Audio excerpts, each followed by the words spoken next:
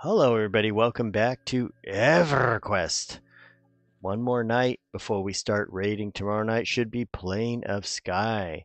So we've made 60, and we just are here because we have two more players we need to get to 60. That's Kapoa, and it's never odd or even. Never odd or even is halfway through level. Kapoa is probably 20%, but we'll get her in there.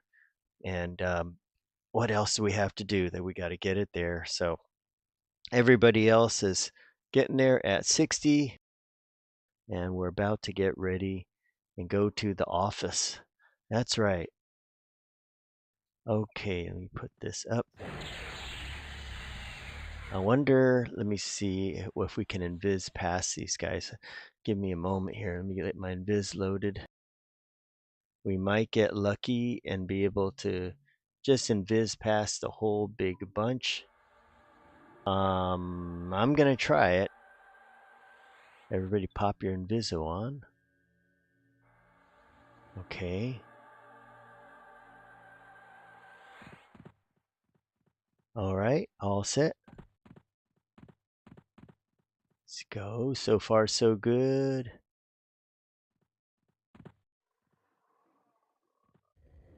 Oh, indifferent. Good. We made it this far. It's looking good. It's our lucky night. And good. Oh, yeah, into the water. This is the first clean run we've had in a long time. Everybody should have DMF up. Wonderful. That saved us about 10 minutes there.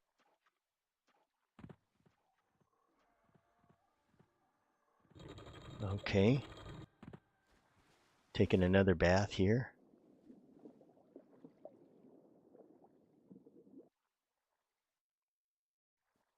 And just so that everybody knows, I am at 57.3%. Oh, yeah, that's what I'm talking about.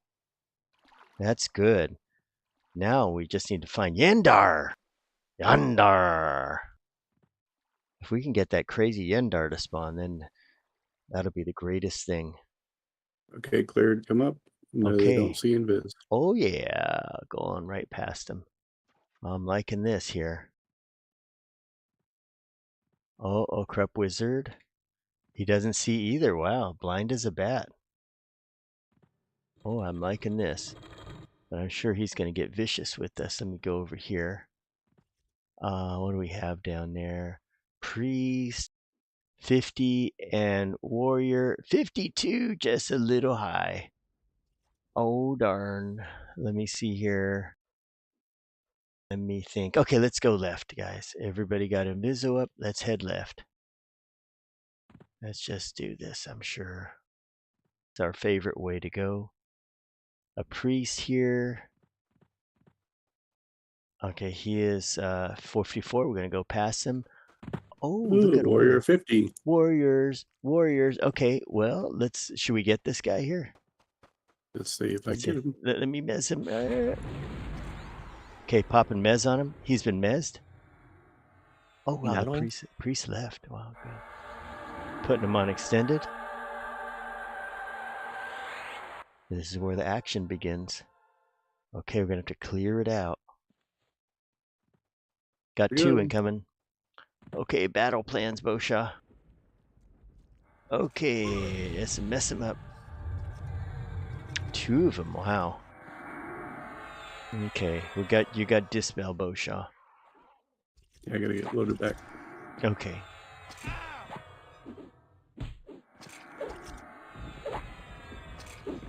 Saving my stun.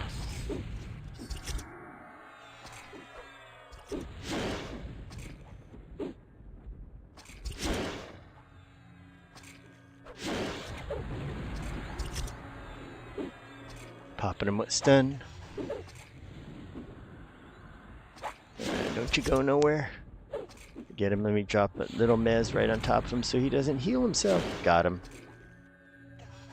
There we go. That's more like, now we got more company. Wow. Okay. Well, what do you think? Should we mow him down or? Okay, mow him down. Got it.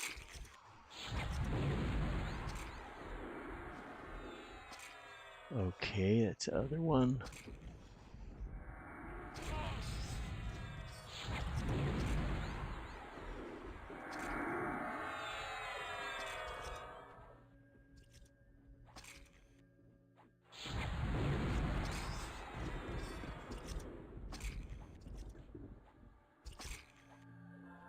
Lining up for stun. Popping him with stun. Got him. Incoming nuke. Got him. More gems. And our next victim over there. Yeah, we might as well get rid of him. Welcome aboard, Scott Rowland. What's happening tonight is the final push to level 60. I know it's not too dramatic, but we're trying. And Scott, I was going to send you some Bard gear last night, but as you know, that Microsoft outage that they had with CloudStrike made it so we couldn't zone. Yeah. It was a bummer. So we weren't able to zone or anything. Therefore, I couldn't get back. But tonight, if I get back, I'm going to send you some goodies. Okay, we got him. Hold on.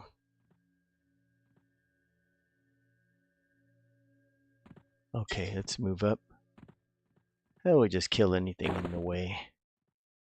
Pop in the map. Off we go.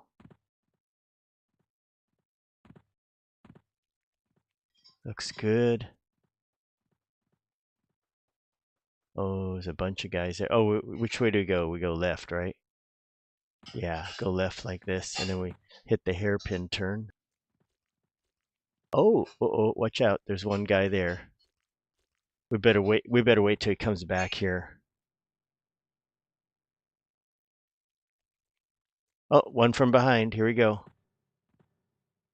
That's your pet. And good. Scott Rowland got that piece. I'm gonna look around and see what else I've got for you, and send you some more goodies. I know I have 2 other Bard pieces, like a legs and something else.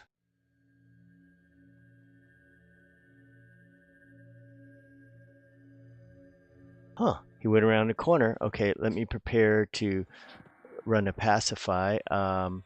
Reaver on the right, and I'll take the, oh, you got them both. Okay, you got to get the Reaver. 56.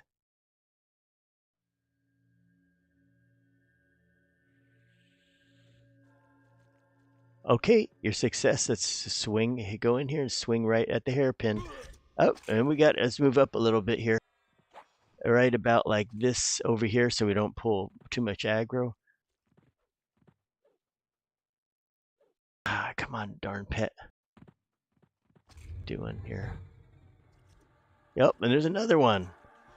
Oh gosh. Okay. Alright, light him up. We're gonna have to do a little fighting here.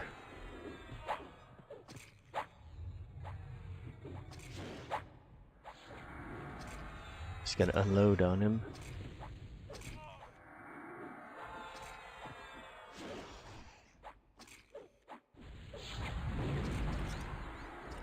Another one just joined the fray. Good job, Osha.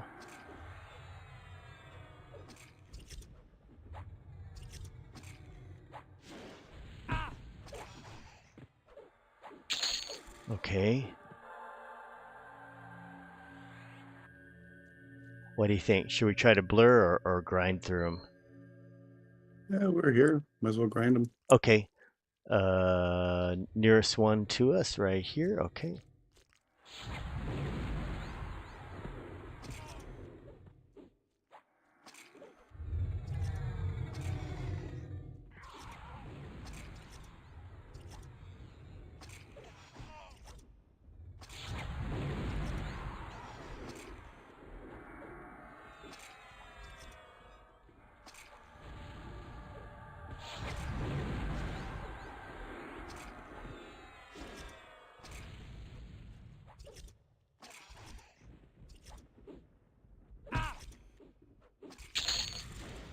Oh, good. Nice to get these low-level spells. Thrall of Bones. I think I have that.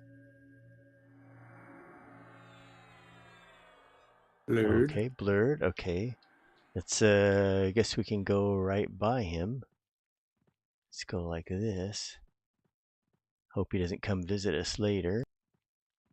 Oh, there's our jugs. Let me bring him in. All right, he's waiting for us. Come on in.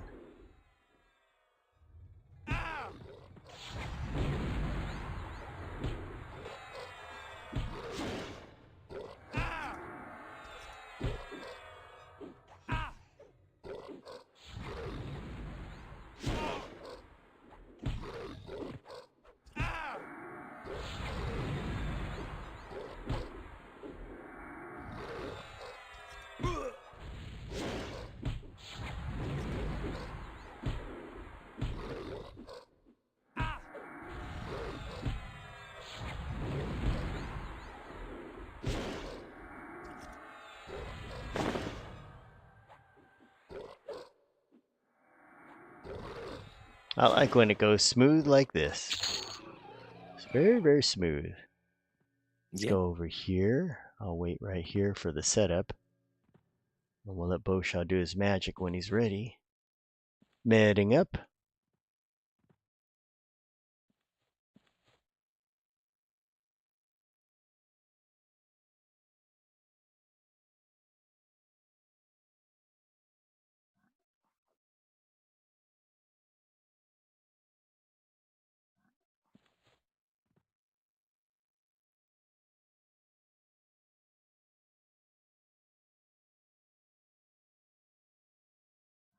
Oh, El Nino put a picture up. He's going for beers tonight. All right, guys. Honolulu Brew Works looks nice.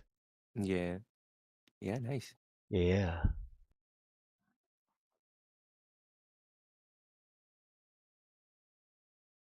Wait for this priest to go away in case he likes to heal. Good idea. Good thinking. It'll give us time to med up too. That's good thinking.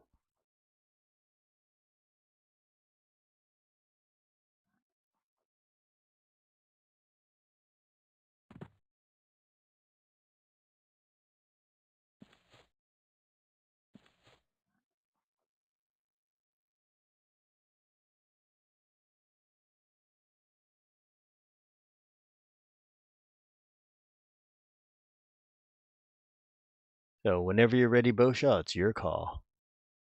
All right.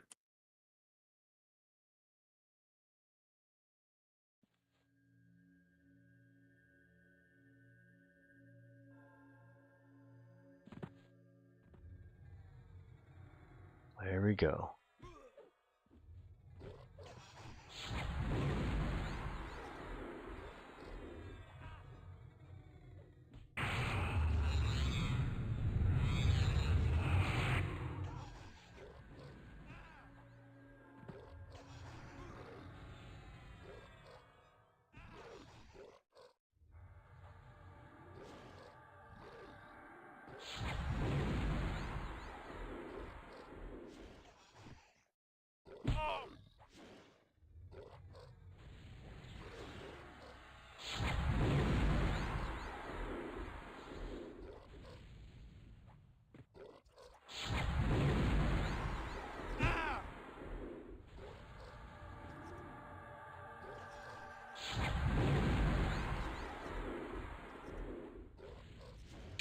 Alrighty.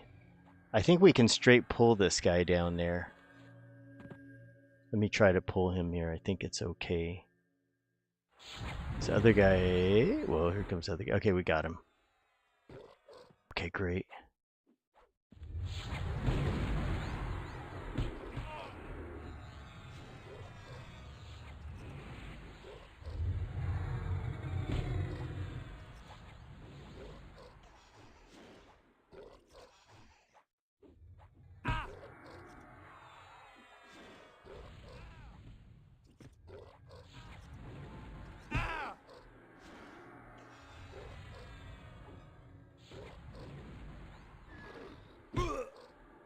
Michael R., welcome aboard. How's it going, Michael? I remember last time you were leveling up, I think you got your SK to 60, is that it? Am I right? Okay, let's move down. There's one guy here. I see his tail sticking out there. Okay, here. Play with his tail. Okay. Okay, fixing wagon.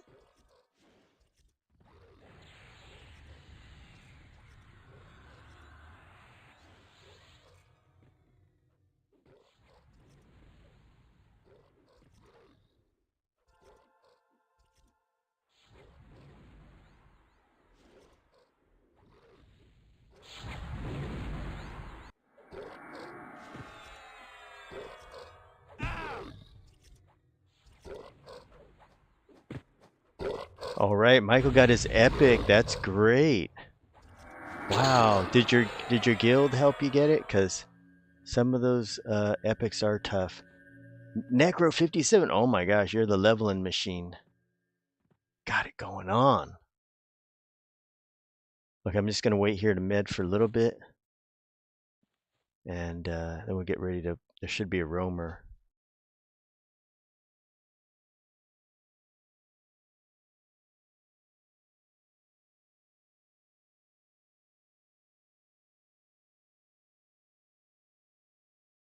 Says wait for. Oh, there's your pet broke. Mezzing your pet. Mellowing?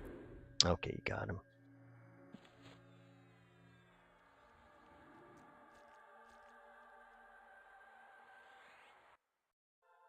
Yeah, Michael, I've never done the SK Epic, or I haven't seen anybody do it, so wow.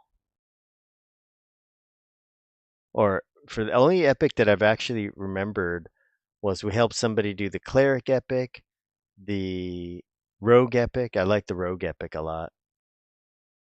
And the Monk Epic. Wow, 7 times is worth it, Michael. It definitely is. Okay, here comes our friend.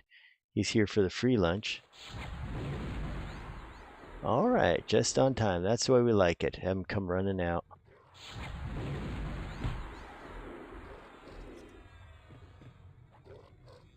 Here for the free lunch, or you can take the short bus. Yeah.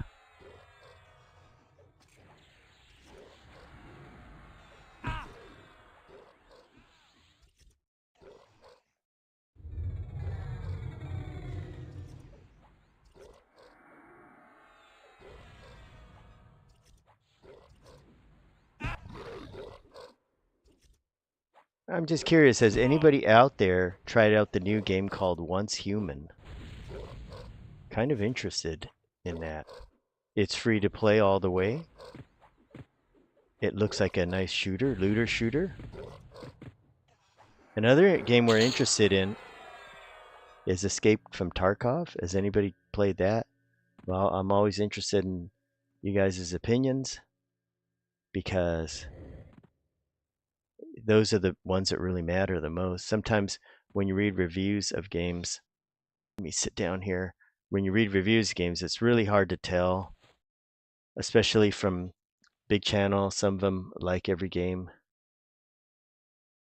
And Michael says a lot of his guild has moved over to World of Warcraft. Ah. Okay, Bosha, get ready. Let me body pull.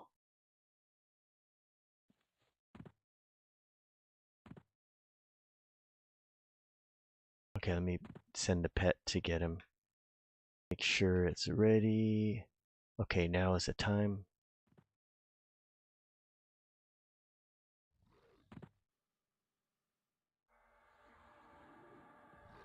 Okay, there we go. Game on. There we go.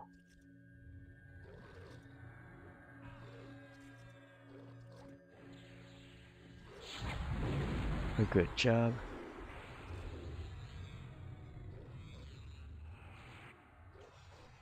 Oh, he said his WoW guild is playing Once Human. Oh, Michael, thank you. So what do they think of it, Michael? What's their opinion? Because free-to-play always gets my attention. But it does look pretty cool. The only thing I think is kind of weird is how they wipe it every 6 weeks or something. I don't know if they're going to do that. But what does your guild say about it? What's the talk about it?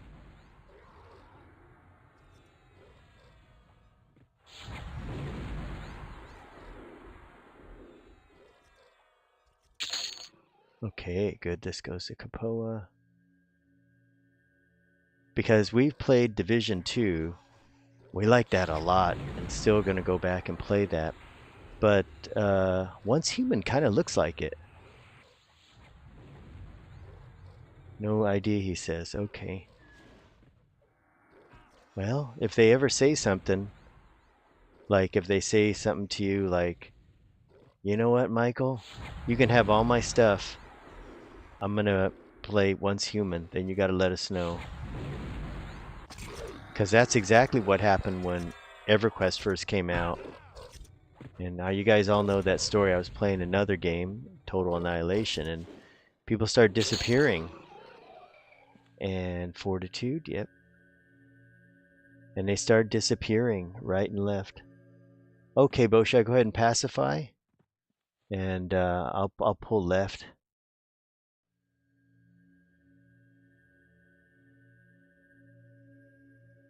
Pulling real fast. Single pull incoming. 2 coming. Oh, his buddy just came out of the doorway. Okay, we'll get the back guy.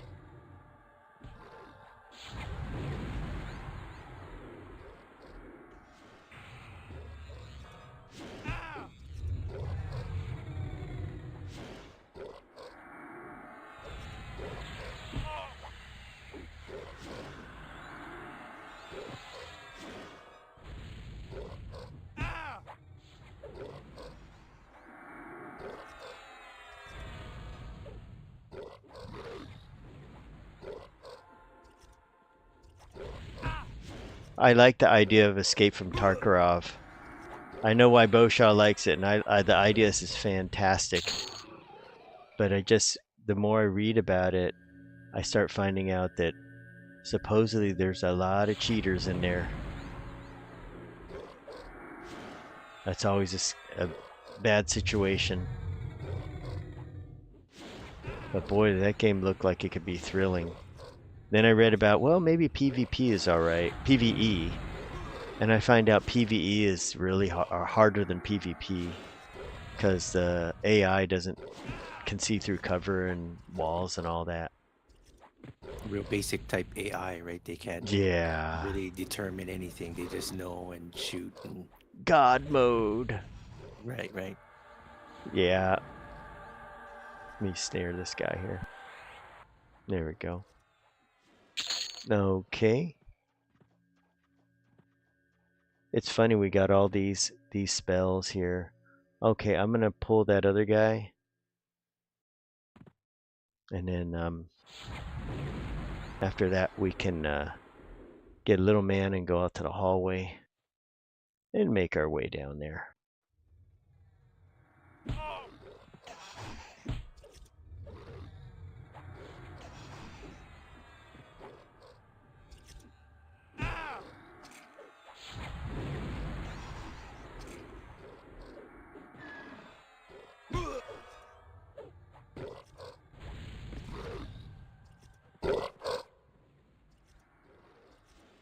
And the Savage! Welcome aboard the Savage one.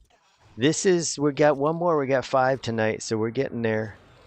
Little by little, the crew is growing from 4 last night to 5.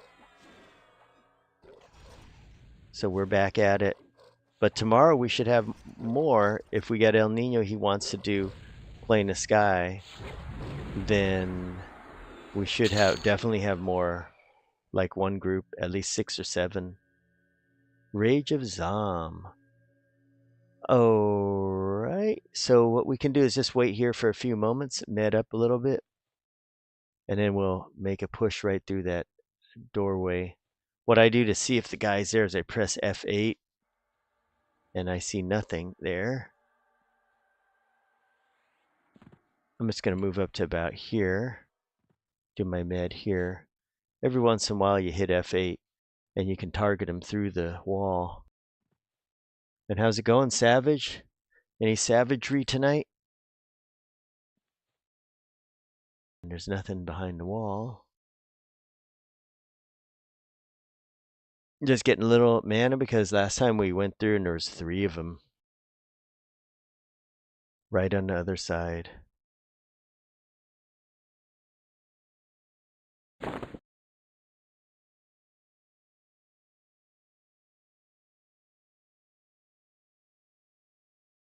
I wonder how many people will be on this server once Velius hits. Yeah, if anybody comes back. Yeah, because I have a feeling there's not a whole lot to really do. Because I mean, how many mobs will be in the buckets and stuff, you think? It's mostly going to be raid gear, and then all the other gear, except for weapons, will be, irrelevant. Right, right. This looks like there's jugs there. Let me pull him in. He's in range. Oh, I got 2. All right, keeping Bowshaw busy here. One's got snare on it, Bowshaw, and a dot. I will not get the one snare. Oh yeah. He stunned me. And we'll get these are good. We'll get these guys out of the hallway. And yeah, Savage. When we have to get to, I think Berserkers came out in Luckland, so we'll have to wait. Right now, there isn't any Berserker gear out there.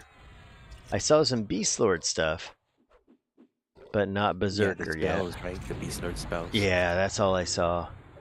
And Michael, yes, Necro spells did drop. I think there was one of them. Chill Bones to see. Oh, it was. You saw it. I might not have won it. Let me just double check my thing. See if I have won it. And if I have, it can be yours. Thrall of Bones. Yeah, I think I got some. Just so, Michael, what you want to do is send me the name of your character that needs it, and I will send some to you. Thank you for watching us, by the way. I like to help out the viewers, toss them some goodies. You can send me a tell, or just write your name in the text there, in the chat there, and I'll write it down manually. And then I'll get it to you. But yeah, if you'd like some necro spells, just write your name down. Let me get Bowshaw healed.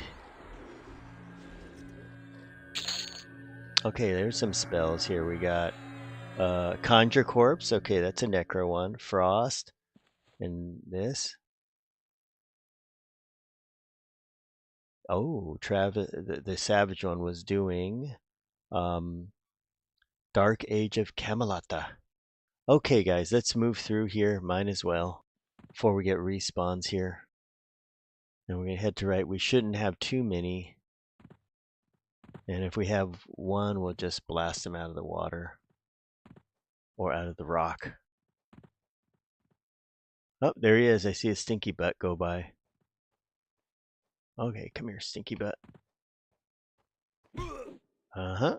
Hello. Gotcha.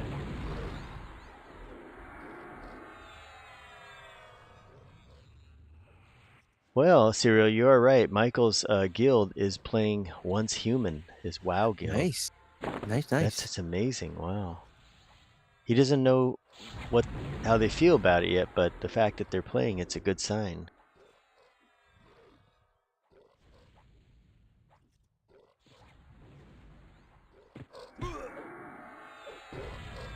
The thing that attracted me to that game, aside from it being free, was the way the guns were. Yeah. How they were similar to Division. Yep, they got a winning formula there. Okay, let's sit over here. Let's med up a little while. Wow, it's clear up there. Okay, I have a seat here. I'll med here. And then we'll see what we've got up there.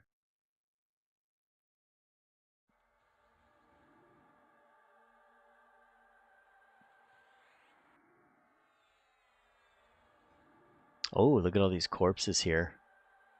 Beryllium, helium. Let's see.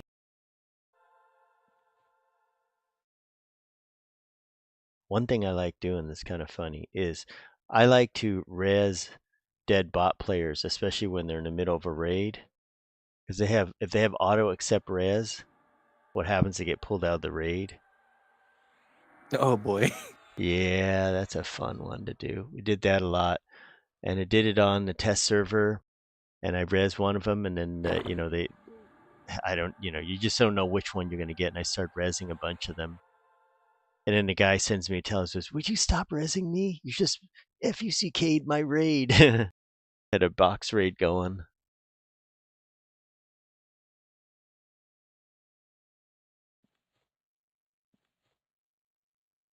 Oh, these guys are offline, unfortunately.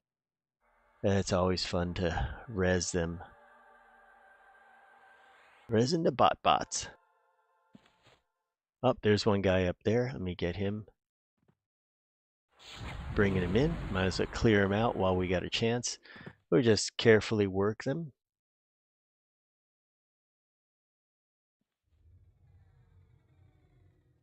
All right.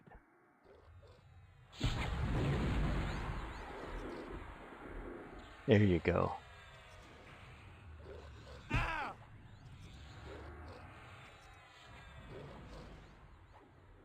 Very interesting, Savage. A game called Infantry. Wow.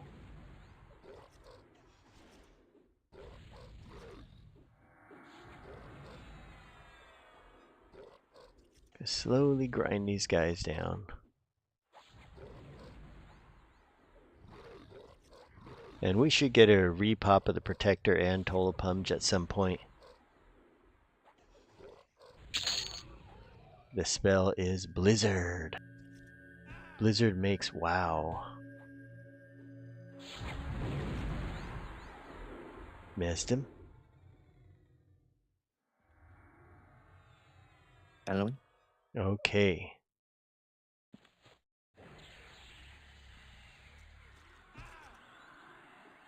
Bad little. Oh, he's got a dot on him. What happened? Oh no! I hit the wrong one. No. Go ahead. Start mezzing. Start charming. I'll keep mezzing him.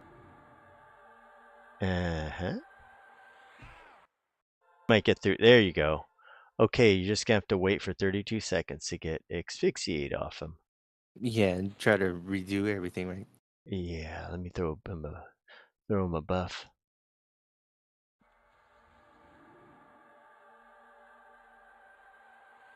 I'll get a little mana up before we go up there.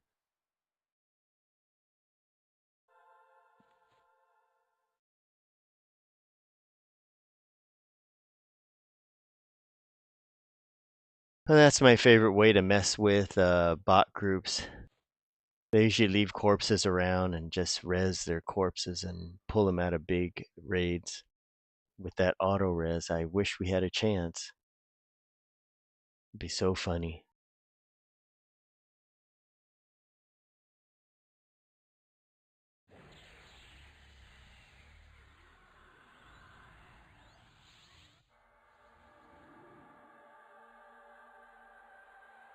Let me throw some buffs up real quick.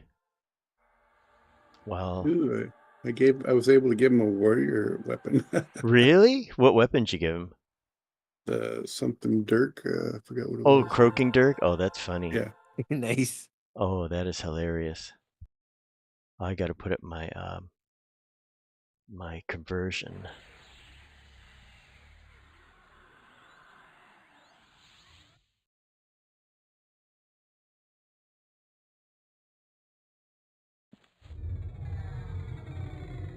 And we'll see if we get the Protector up there. You never know. Could be one of those days. Let me put DMF up. Make sure you all have buffs.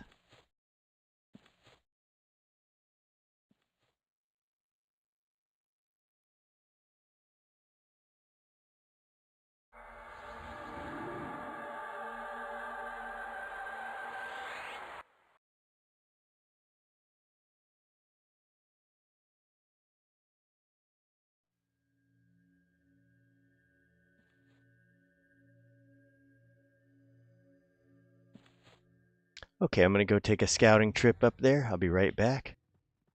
Good, got 5 minutes on so. That should do it.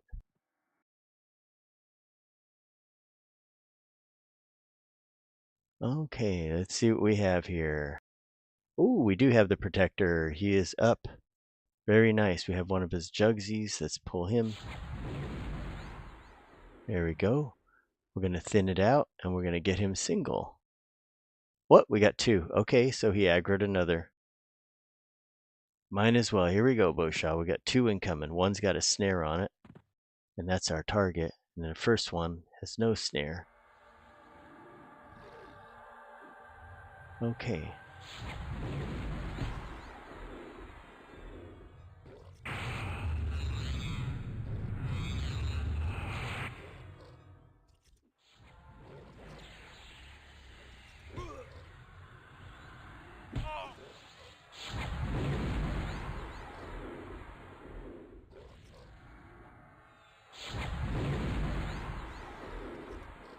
That means we should get, I didn't see Tolapumge, but he will probably be spawning soon. After we wipe these guys out.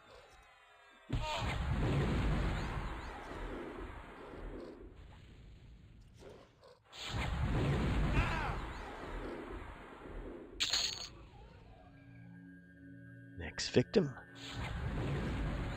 Scott Rowland, alright, played Almost Human, is number 7 in top sellers. 60 peak, over 200,000 players, wow.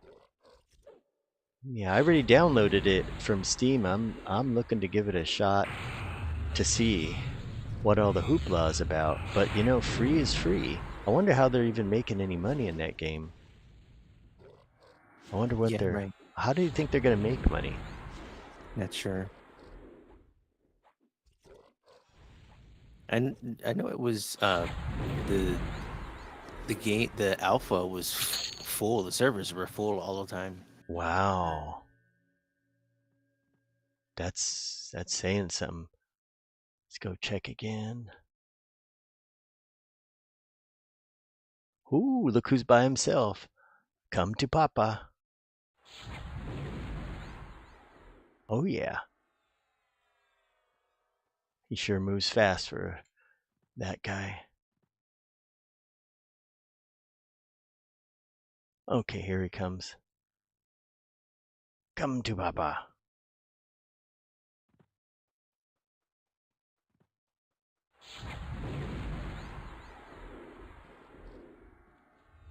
Yep.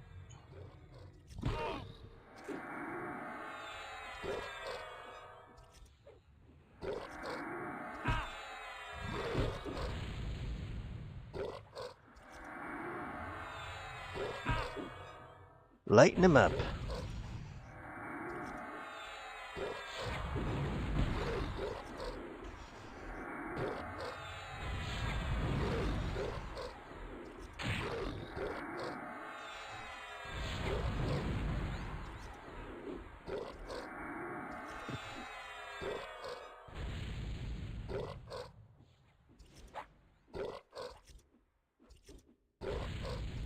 Come on, drop a topor. Okay, let's see what we've got here. Nope, it's Banishment, another Druid spell, and a Hardened Clay Bracer. Alright guys, you know what to do. Hit need on it. I think everybody's got one. Yeah. Alright, well that was the only guy up there. We can go up and assume our little happy camp. Let's head up there and get in camp, then we can met up there. And creep up there.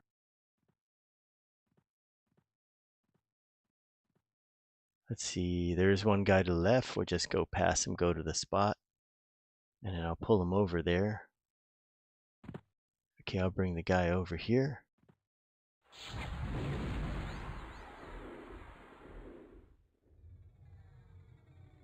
Okay.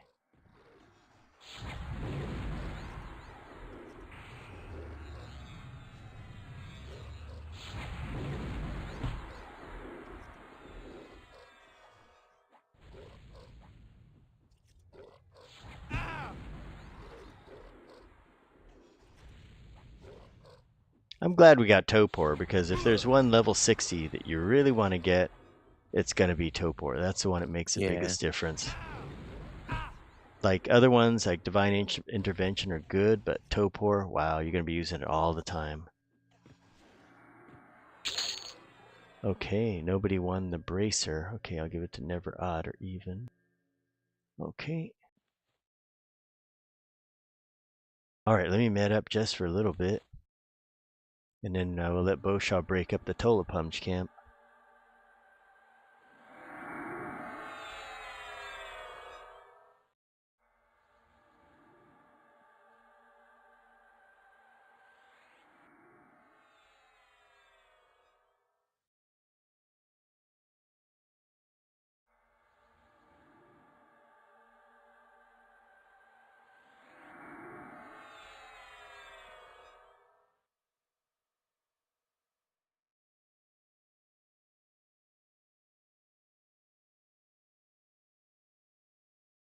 Okay, Never Odd or Even is at 56. Oh, we got a guy coming in here. He's too close. We're going to have to wait.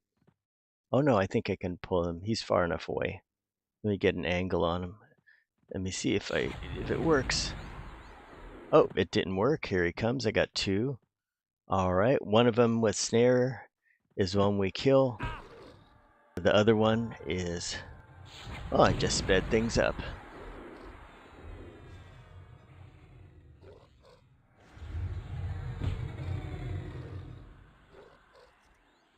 Then I got a med after this.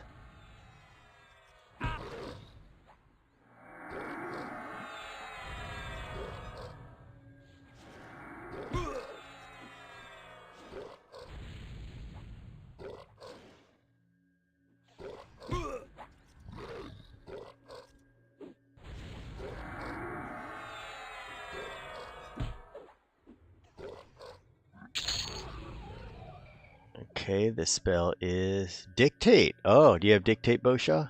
Yes. Okay. He's got them all.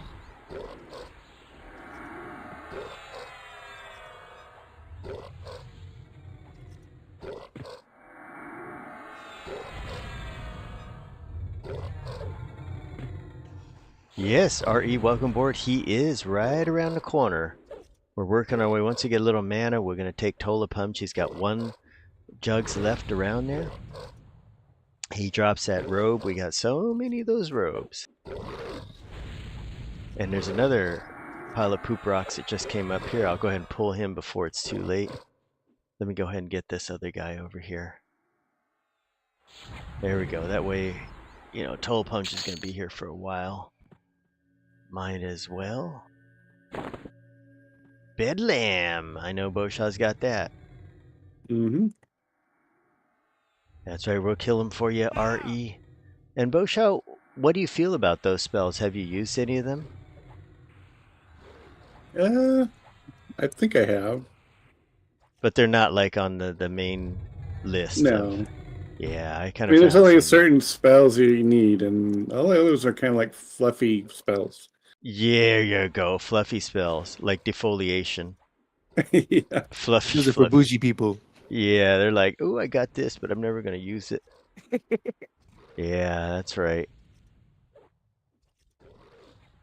I totally agree. Okay, let's have a seat and med up. Muzzle of Mardudu.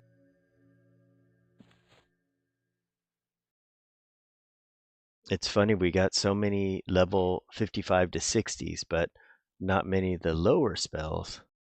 That's what's so weird about it. I thought we would have had more of the lower level ones, but guess not. I think I have 40 slot bags full of spells now. Wow. That's amazing. I don't know what to do with them. I'll just probably try to sell them, I guess. I don't know. Yeah, what I end up doing with them is just sell to the vendor. They're about 40, 50 plat each. Oh, okay. Yeah, you might as well just do that. I used to save them for guildies, but then after a while, when people went hunting, they got so many themselves. I am saving Call of the Hero for anybody who's making a mage. Yep, anybody that can get to 55, they will earn it. That's a good one to save. It really is. Yeah, really good. Let me get my mana up here.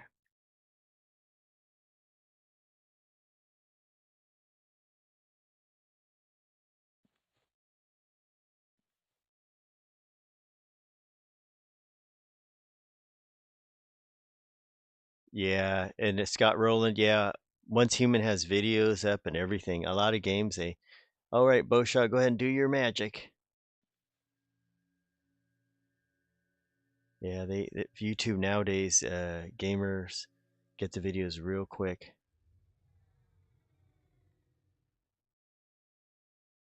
Nice timing.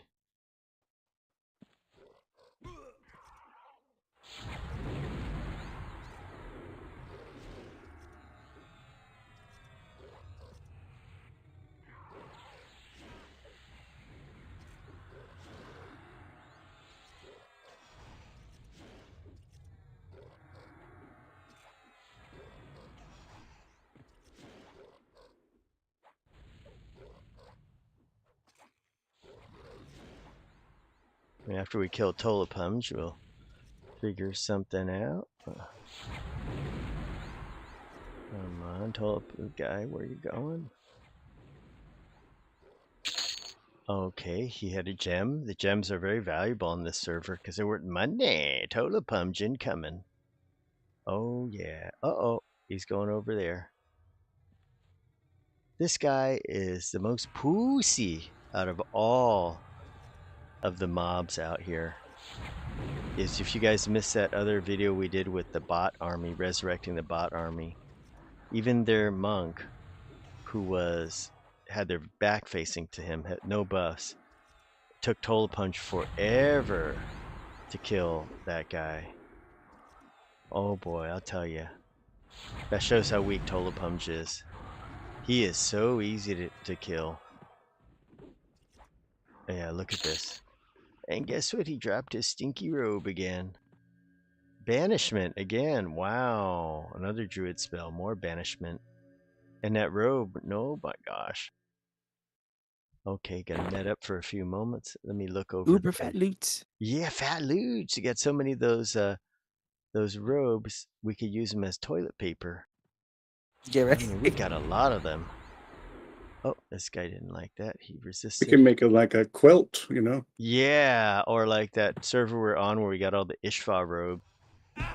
We called it company uniform.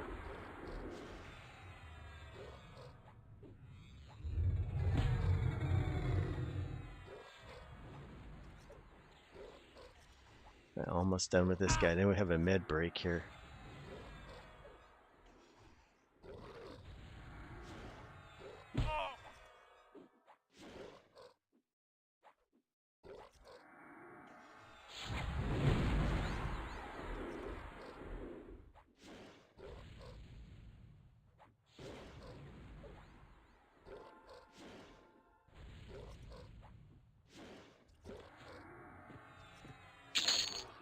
Okay, there's more pee-pee snow.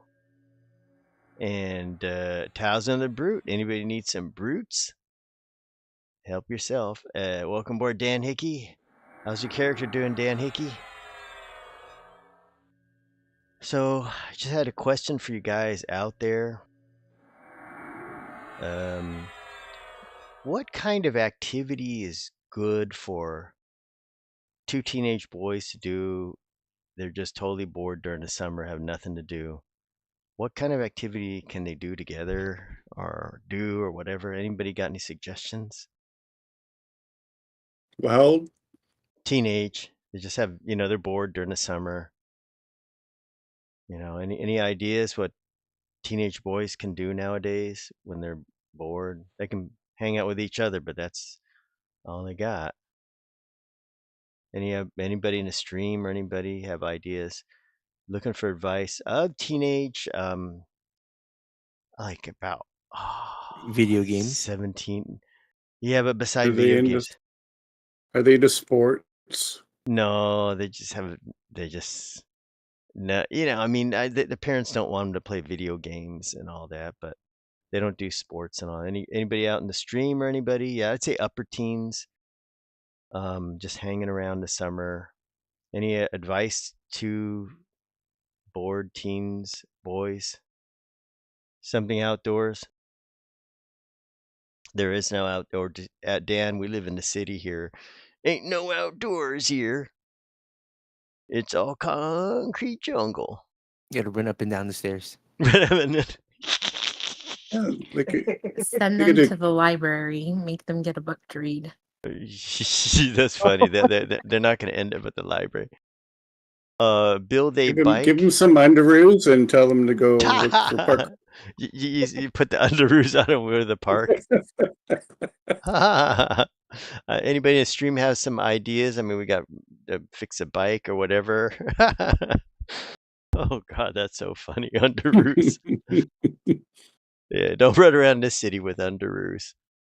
Welcome aboard, Mr. Wyfreth. 2 teenage boys. Any ideas? Bored as heck. What can they do to entertain themselves for free? Now, there's no money involved because I know people are going to say, oh, you know, this and that, but the parents don't want to spend any money. So what can they do to entertain themselves? I mean, beside underoos. Underoos is really good. I was just cracking me up. Make them wear underoos. Oh, God, that's so funny. Anybody at Rock Band? And Mr. Wyfreth says Rock Band. Get them model rocket. Says it can't involve money. So, cheap science experiments. Fight Club. There you go, Igor. Fight Club. That's good. There you go. You got one there. I like Fight Club. Any other ideas? Let me mess this guy here. Those are good ideas. Oh, do they really want to make money? I don't know. I mean, you know, parents are just saying, can I recommend anything that they can do for free? Doesn't cost them money, just to entertain themselves. I don't know if it's nighttime, daytime. They don't want them playing video games. Camping, fishing, hunting kept me out of trouble. But the problem is that we live in the city here in San Francisco, so there is nothing called outdoors here. There's no camping. None of that exists here. It's just a concrete jungle. But we do have underoos here. That is one thing Boshaw's right about. So he's halfway there. That's a good recommendation. Have them help out elderly neighbors. They will do that by relieving elderly neighbors of their food and soda and things like that, I'm sure. It's just about as good as sending them to the library. Yeah.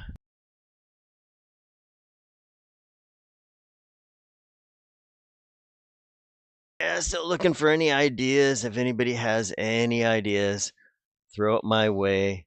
Dan Hickey says poop on the streets. It is true. There's not dog poop, human poop on the street. Yes, human poop. It looks like a big dog poop, but it's really a human poop. You're absolutely right about that. We have a lot of that too. People don't always use those green bags that my grandma used to put cookies in. Empty bottle hunting. What's empty bottle hunting, Mr. Wyfreth? Is that like spin the bottle? There's no poop patrol in this city, Mr. Wyfreth. It's people's shoes that help make the poop go away. I mean, Dan Hickey. Okay, let me start doing rebuffs here. Yeah, they need a poop patrol for humans. A lot of people don't believe me, you know, but it's true. I mean, it's not everywhere, but you know, when people talk about poop and urine, now it's changing from teenagers, bored teenagers, to fresh urine and poop. It's everywhere. I mean, the urine smells. I mean, you're gonna smell it all over the place. At least in my neighborhood, there is. You will see human poops. You'll see a lot of broken car windows, things like that. I notice it more because I live here, but some people don't notice it. All right, oh, let's get this guy here. Oh, you're coming with me. All right. If they're mechanically inclined, you might want to think about maybe something like, work on a car or motorbike, something, Steal a car. Yeah. Okay, I mean, it's just typical kids these days. They can't do any of that. Yeah, chakras. What class are you? I'll send you some of those necro spells as promised. Yeah, if anybody has any ideas, let me know before this guy beats the stuffing out of me. So if anybody has any ideas, put it in the comments out there. If you don't want to tell me, I'm open to everything. I mean, what do teenage boys like to do? I mean, it's been so long at that age. I mean, you can't do video games. What are you gonna do? Let me put him on friends. Let me write your name down. This is Dan.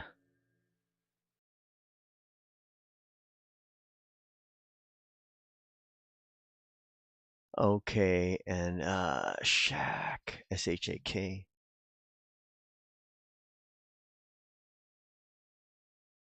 Shaq Raz. Okay. Okay, I'll see if I got any necro spells for you. Yep, I'll send you what I got. All right. Oh, there's another. Look at these guys. They run really fast. Yeah, they're on the spawn. Get a job? Like what kind of job? Like cat burglar. Yeah. Like I said, out here, Panda Express pays $22.50 to start. No smile required. I mean, I always thought kids might like drones, like learning how to operate them at the park, But city stuff, I don't think you can do drones too much. Yeah. But it could get them ready for the Ukraine war. They could be drone operator. I mean, there's some advantages. I mean, in drone, I mean, you think about like if you can operate a drone, you can go work for a realtor and take pictures of their house and stuff like that, and make pretty good money. Oh, that's yeah. Gmo 64. My brother's coming to join us. He said. Okay. All right. Astronaut or fireman? Okay. Sure. Frosty here. Can he make it here in one piece? I hope so. Pick 9. Hope he can make it. It's a perilous journey.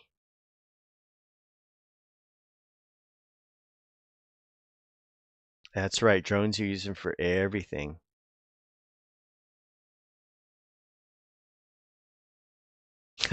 Somebody sent me a tell on Never Odd or Even. Oh God, I don't know who it is. It's just somebody being funny. You guys want to know what what the two boys should do? I know it's somebody in the stream, but they use another character.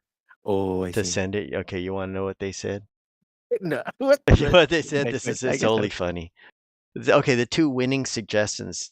These are so funny. They didn't want to post it on the stream. They just sent it on a tell to Never Odd or Even. Guess what the two suggestions are? Take a guess, guys. Go to the library. Work the streets. No, you're getting closer. You're getting closer. You're getting closer, Beauchamp. Take a guess, guys. There's two suggestions. Sell Slurpees. Better than that. Visit the strip club. No, it's better than that. Okay, want to know the first one? They should masturbate together. This is my goodness. What the? I don't know who it is, but they're watching the stream and they sent me a tell. They didn't want to put it in the stream because they didn't want to get embarrassed. So that was the first one. So that was the person masturbating. The first one, right? Okay, then the person had another suggestion, and this one's funny. What do you think the second one is? Can anybody guess? Oh God! I don't think I want to know. Oh, it's funny. It's so funny. Oh, does it have anything to do with old hot dogs? Old and new hot dogs. Right. They suggested to have gay sex together. Oh God! My goodness. Oh God, That's how people are. whoever suggested They could that, shave that's each funny. other's hair. Yeah, oh my God, that is so funny. Whoever suggested out there, you're really funny. I know you're anonymous out there, but oh, that's so funny. Get matching tattoos. Hey, why not? Oh God. Sounds like the screenwriter for The Boys. Oh gosh, I had it laughing so hard. Oh, somebody just, that was an anonymous one. I don't know who this person is. It comes up, I'll just close the box. That was, you can remain anonymous. That is hilarious. Oh gosh. Oh my gosh, so funny. Good job, guys. Very, very funny. Oh man.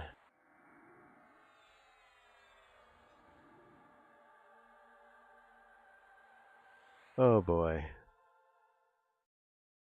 So if I had a contest, that would definitely be the funniest out of all of them. I totally did not expect that at all. Yeah, Oh right. my gosh. You guys are hilarious. Totally hilarious. Like I know it wasn't Michael because he sent the tells to this character here. It's somebody else. They're just looking down the list here and they know Never Odd or Even's a box character. So whoever it is has been watching us for a while, but you are funny. Whoever you are, you're totally hilarious. Oh man.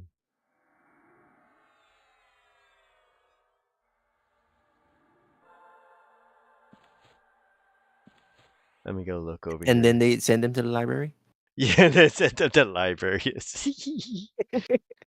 And then Oh go get man. some Slurpees. Yeah. Oh, right. No money. Right. Yeah, it can't involve money.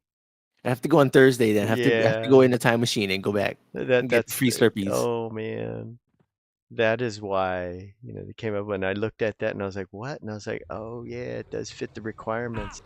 Doesn't require money and how to entertain two teens. Like, oh my gosh. Yeah. Oh gosh. Oh, too funny. Oh gosh. Too good. So we found out today that Kapoa actually doesn't watch 90 Day Fiance. She watches Married at First Sight. Is that right, Kapoa? Sometimes when I'm really bored and looking for some good drama. Okay, I'm gonna check that out then. It sounds like it's good.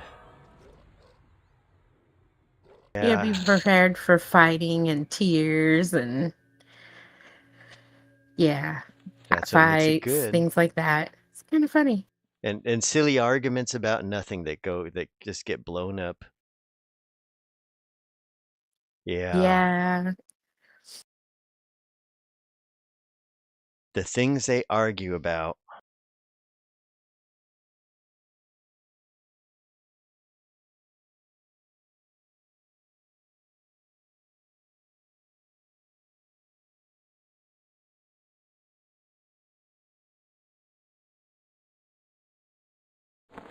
Yeah, teach them how to do parkour. Yeah, parkour. They can film it, get a GoPro and go around. They actually have a lot of teens doing that. They do it on skateboards around here, and they film their skateboards and all that. Yep, Scott, those shows send me to the computer fast. Oh, those shows are always interesting. Like everybody enjoys a good train wreck, a good car crash, and that's the thing.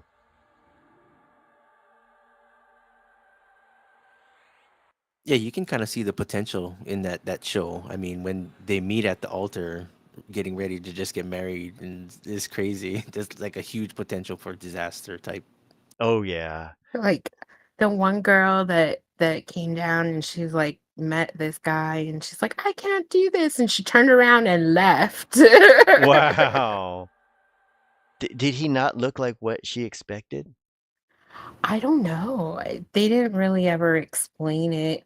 that at least not one of the episodes that I happened to catch. So, but yeah, she just like hightailed it and ran. Other people, they get married and then they're like, yeah, I mean, I was kind of hoping for somebody that looked a little bit more like this or something like that. But like, why did you go through with it if like you're instantly like disgusted by the way the person looks? Yeah. And then 3 weeks later, they're sitting screaming at one another, and oh, it's just great. Yeah, it's like at that age. How old are they? That's a good question for you. Generally, what age are they? Late 20s to early 40s, depending on the city. Really? And they have those kind wow, that's scary. They really pick up the toxic ones then. Man, so in this show, do they get to they see what each other looks like, but they've never met each other, and then they talked together, or do they meet each other in first time at the altar? Very first time meeting one another at the altar. Oh, but have they talked before or anything like that? No, they're not allowed. Oh my gosh. So do they know a little bit about the other person, like what they like or dislike or anything? No, nothing. Oh my God, that is just crazy. Oh my. So it's like a blind date getting married. Pretty much, yeah. Oh my God, blind dates are really hard. I never went on any blind dates. Anybody here went on blind dates before? No, not Nope. really. Once, it's Really? a really long time ago, yeah. How did it turn out? Um, so we went, well, sorry, cereal. He'll be all right. It Yeah, was yeah, a really long time ago. right. Even if it wasn't, he's still a man. Yeah, yeah, right. I have a past too. It doesn't, it's just Everybody doesn't matter. does, yeah. So a friend of mine and her boyfriend, and then me and his friend, we all went to a Lakers game at the Forum when it was still the Forum before this. They went to the Staples Center before like all of the changes. Like this is how long ago it was. It was the first game that Dennis Rodman was a Laker in. So, um, and we went to a Lakers game. I mean, it wasn't too bad. It was all right, but then we didn't talk afterwards, so it was cool. So, did you know going into it that it was a blind date, or was it kind of like, well, it's just we're bringing a friend along, and it was kind of one of those kind of half blind dates? What was the situation? It was a blind date. They were hoping that we would hook up, but it didn't go that way. What was wrong with them, or what did you not like? I don't remember. It was a long time ago. Probably just no chemistry, right? Uh-huh. Yeah, I mean, like he was nice. He wasn't for me. But too nice, huh? Maybe too nice. I mean, I don't know. It was whatever. Well, Twinbee went on a blind date before. I'll tell you about that. Okay, so a couple actually, before she met me. And good thing she got her earphones on. She can't hear this, and she won't watch. And Lush Flame, I'll ask you about your blind date in a few moments out there. Anyway, I'll tell you about her blind date. Wait, how come I see a dead Jackazor corpse? Uh-oh. Oh snap! That was about not a good blind date. So anyway, so the one that really struck me is that they had tried to set her up, her friends, and they said, "Oh, here's some guy and all that." And everything turned out good, and they were going to meet at her friend's house. It was over in the East Bay and somewhere or another. It's kind of far from the city. He lived in the city, and they met over there. And she kind of knew, not really knew. It was kind of like, yeah, we're going to have a friend come, and we're all going to hang out. And it turned out that she kind of figured out, oh, this is kind of like a blind date because he's the only guy here and everybody else has got somebody. So everything was going okay, and she told me, yeah, he's all right, and this and that, and all right. And then everything's going really good, and it was like time to go home, and everybody's time to go home, and then he said, this is of course before GPS was around. Let me bring this guy in here. And this is before GPS. People didn't have GPS back then. Welcome aboard, Zentians. And oh wow, Scott went to college at Rodman. Sweet. And so it was before GPS was around, and it was dark outside, and she was like, yeah, he's okay. He's a little too, nice. And not all women like the nice guy, too nice. They gotta be able to make bombs and stuff and be cat burglar, We and want a bad boy sometimes. yeah, I mean all the time, but so it got to the point where they were going home, and then I think it was their friends had kind of set it up so um, she was going to ride home with one of her friends, but then they said, "Hey, why don't you ride home with this guy and all that?" She's like, "Okay." And then he says, "You know what? I have no idea how to get out here. Can you drive me home?" Oh my gosh, right there. She's like, um, called her friend back, before she got too far and said, "Hey, you know what? This guy, he's gonna have to make his own way home. He can't. He's so pussy. They can't even figure out how to get home. And then she told me, oh, he was so pussy. Well, she didn't say it like that. That's only Jennifer on 90 Day Fiance says it like that. But that killed it right there. Totally killed it. And then the other one she had was it was a real setup type of thing. And those are the worst because there's so much pressure on you, and they just didn't have anything to talk about, period. And it was with some other friends there too, which should have helped, but that didn't help at all. It actually made it worse because everybody's talking, and then Twinbee and the other guy were like, there was like no talking at all through the whole dinner, whole night, and all that. So she said after that, never ever going on a blind date again. Never. And that was her blind date story. I knew already that like that's like I don't like this blind date business. I didn't go on any because you could just tell right away. It's like if you don't have any, you gotta like you gotta meet people through communication. Or one thing I liked about drama class, and when I took improvisation and drama at the community college, is that I like that you got to see how people operated in an environment with other people. And that to me was everything because it wasn't just how they connected with me, but how they acted around other people. That was really important. Sometimes you see people that you think, oh, they're pretty cool and all that, but then they'd be like mean to like small animals and kids. You're like, what the heck? It's just, Like shooting monkeys. yeah, exactly. Shooting monkeys. You'd find a monkey shooter right there with my name on it, and you'd find a monkey shooter. Yeah. I mean, yeah, the real life version is really something else. So, yeah, shooting monkeys. Yeah. But monkeys, the reason why I did that is because monkeys always threw poop at me at the zoo. If you went to San Francisco Zoo, people taunt them so much that the monkeys, first reactions when they see people is to throw their orange poop at them. Let me see what Lush Flame says. He flew to Key West from my hooked up with my chick that was on vacation down there. And yes, hooked up, you know what I mean? Yeah. She turned out a millionaire? Oh, that's pretty good. So that sounds like one of the recent 98 fiancés with this lady. She's a doctor. She lives in Atlanta. forget what the guy's name is, but she goes down to the DR, the Dominican Republic. And then it turned out where it didn't hook up.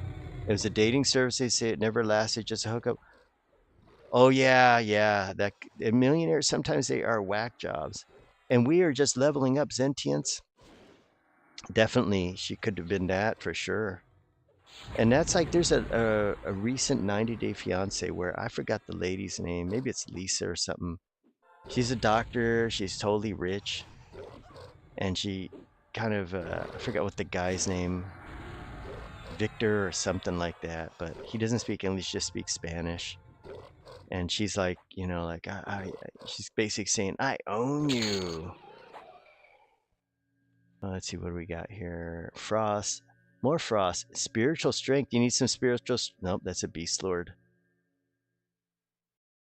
We walked in an art gallery and bought a 5K PC. Oh my gosh.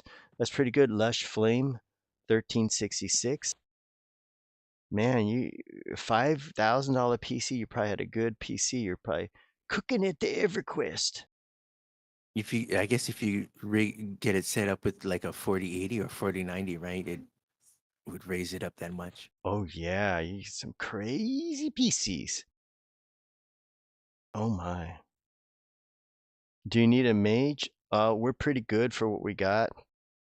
Lush Flame, we're just gonna try to level it. We're getting real close tonight. Tomorrow gonna be Plane of Sky. We should get a pop-up here pretty soon. PC of art picture. Let me check out, see if there's anything here. I gotta put my fast feed on. Then this is right. Here we go. Okay.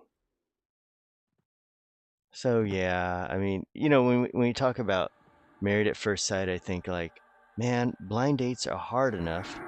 How do people even get married? But it doesn't surprise me because, you know, when you ask little kids, especially girls, and you say, okay, here's a class picture, you know, like they're in 3rd grade and there's a class picture of everybody in the class, and you say to them, who do you want to get married to? They'll tell you. And that's a funny thing. They'll just tell you, oh, I want to get married to him. And if he says no, then I'll get married to him. And I'm like, wow. And if you ask boys, they go, oh my God. You know, they just freak out. Girl germs. Yeah, they go, cooties. But girls at that age, they know, like, I'm going to marry him. And you can say, why? Because he's good at kickball. You know, he's good at kickball or basketball. And they'll tell you.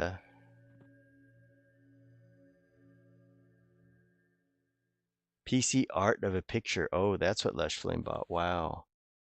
That is interesting. And how's Zentient's doing? Have you been leveling up a new tune? I know you're working on some more. Okay, let me go check for more victims. Yeah, I like those shows that are like, you know, car crashes and stuff. Let's see anything. Oh, there was one guy. How'd you get over there? I ran right past him. Okay, come to me.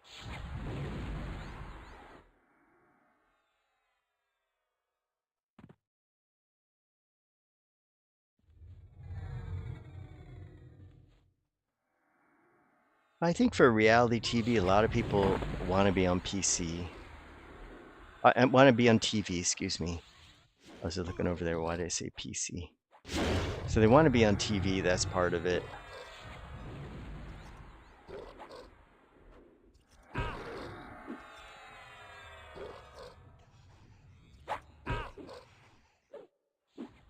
Wow, you got it going on, Zentients.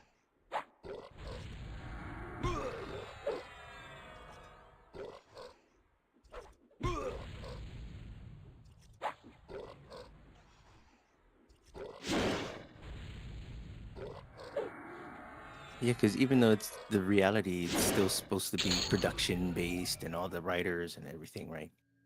Yep, they still have it. Like, I was watching a little clip. You know, I was telling El Nino the other night the most toxic couples on 90 Day Fiance. One of the most toxic ones was Jorge and Anfisa. She was from Russia. He was from the United States, and he was actually a drug dealer. So I mean, like, he was making drug deals like for 15,000 behind the Dollar Tree and stuff like that. And then, when you watch reality TV, sometimes they edit it and all that. And so it happened to be that Anfisa's got her own channel, and she explained in the video. She said, "I'm gonna play back the video, and you can see where they cut it, and they edited and spliced in, you know, what to make it sound this way." And he ended up going to prison and all that. But she said that they would cut in, like she'd make these little jokes about things, and they would take that little sound bite and cut it in to make it sound like she was a gold digger. So Oh they did wow. that. Yeah. So like she says, you can see the cut. It's in a different place right there. And then she said that, you know, um, they were getting down on her, like, well, why aren't you supporting him? And all that. And she's like, he's a drug dealer. I mean, really, if you didn't know somebody's a drug dealer, then you found out they're a drug dealer, would you support them, And all the time he'd been lying about what he did for a living and all that. People kind of figured that out already. So, they never on 90 Day Fiance, they never um portrayed him that way. They portrayed him as, oh, he's just like a victim and all that.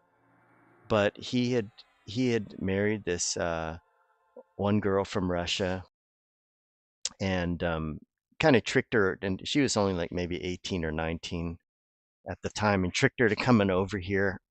And then she got here, and he was totally broke. And he was a drug dealer on top of that. And he had actually been a convicted felon before that. And, on 90 Day Fiance, they don't do background checks. I guess so, right? Or Yeah. unless they do, and it's they made it that way for the show. Yeah, they purposely, I'm sure they want to get people that are just really batshit crazy. So that's why they don't, you know, Huge shock and awe, right? yeah, they need to get some crazies out there. So it's interesting to hear the other side of it. And then she shows the clips, and she's like, see, you can watch how this part is just cut. She said, watch really carefully and notice the cut. It isn't the same sentence. It's like it'll cut, say what she'll say one thing, he'll say another, but you'll kind of know. So that's the one thing about reality TV that is, before I used to go, oh my God, I was so addicted to it. But now when I watch it, I go, yeah, there's probably something in there that we don't know, or they're not showing the whole picture. Because there's this guy that has a channel called Psychology in Seattle, or something like that. And also this other psychologist known as Dr. Todd Grande. And I watch their channels once in a while, and they're like, well, you got to understand that it's reality TV, and they're only telling you this, or you're only seeing this or that, and you're not seeing the whole picture of what's really going on. And then she also mentioned that, like, Anfisa mentioned that she didn't even want to try on the most there was a scene where they wanted to make it look like she just only wanted the most expensive dress. And she said, what you guys don't realize is that um, the producers will say to you, okay, we want you to try this expensive dress on, when you may not even want to wear it. She'll just say, they'll say, we really want you to try it on. And then she realized what was kind of going on, so she had to try it on anyway. So there's a lot of things like that with reality TV. It's kind of interesting to see behind the scenes and what people say about it. But they have this thing where they have to sign where they can't really talk about it till a few years after the show has finished airing.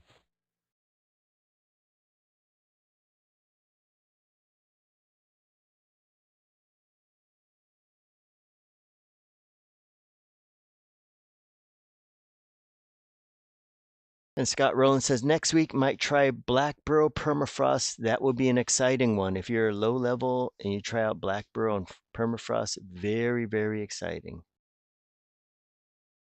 Way to go. And Six String says, can anyone res me by the exit door out of Old Seb? Oh boy, that's going to be a hard one.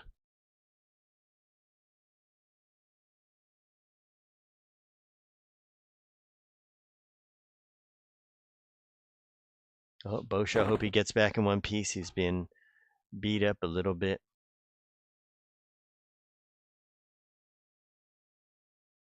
He's got some buffs on him. He should be okay. Bosha the Brave. Oh, wow, you half killed one? Uh-oh, Bosha.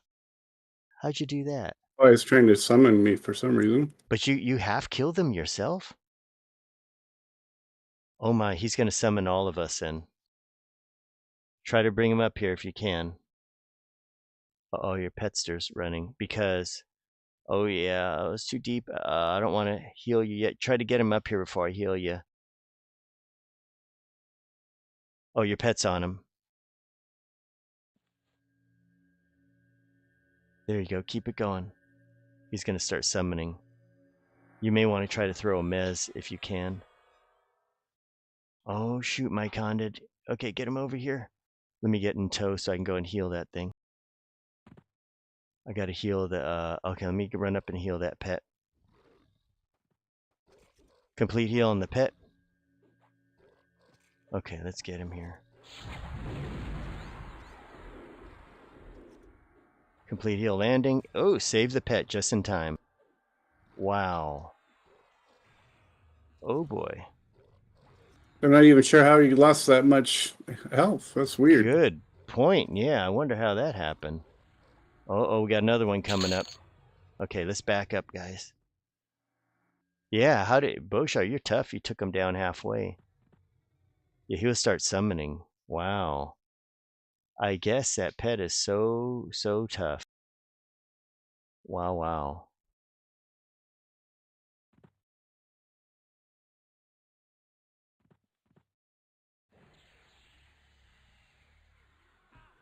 Uh-oh, come back.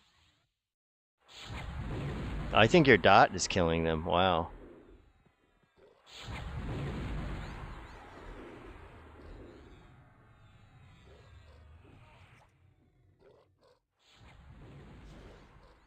Yeah, I stick my head inside the room there, and then it's like he just summoned me. I'm like, I didn't do anything. Wow. They only summon if they do some kind of damage, right? Yeah, he must have been damaged by somebody else. Mm-hmm. Oh, maybe Jazzikor. Look at his he's come back to life. Yeah. Jazzikor the warrior. There he is. Okay, we'll add him to the group. Sending you an invite, Jazzikor. And his corpsey. Okay, let me get him a res. Okay. Maybe he was the one that had a suggestion for what to do for two teenage boys that No, need no, no, entertainment. no. Because I was thinking like that person just disappeared. Maybe it was him. No. That's funny. Okay, I'm going to res him real quick. Okay, res incoming, and then we'll rebuff everybody. Okay, let's put Lev on him. And he can actually be the puller. Since he can do it. Okay, let me get you buffs. Okay, messing out pet. I guess my pet is being mesbroke. Right. Yeah. He's upset, huh? Buffing everybody.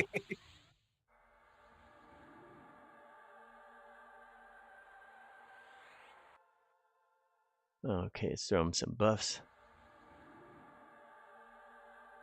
Oh, there's one that just came up here. Okay. Let's go ahead and let me pull this guy here. There we go, incoming. Keep him cleared. I'll continue to get Jazzikor buffs.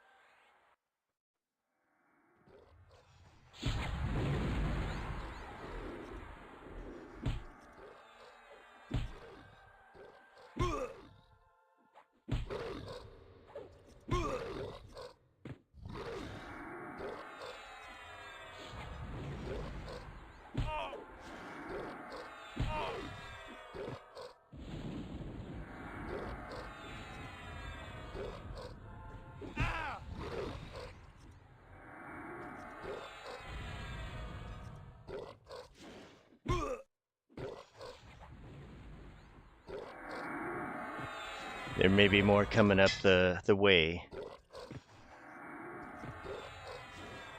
Let me get him a heal. He's still in res mode. Okay. Let me go check over there.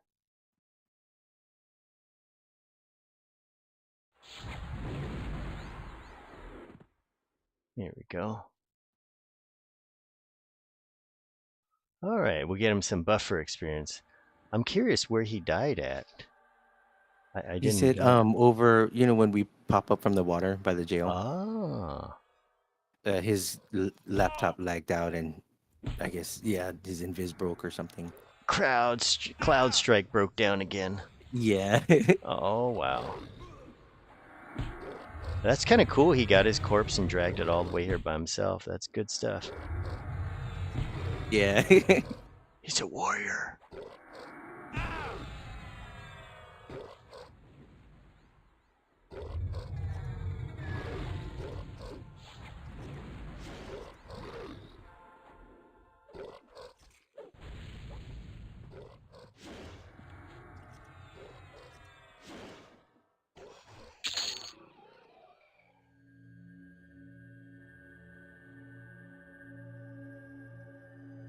Well, how far is Kapoa into level 59? 71%. Ooh, that's good. All right, very good. The cleric at 63.69. That's good. Getting there. Yeah, pretty soon everybody will be all maxed out. All right, welcome aboard, Dan Molina.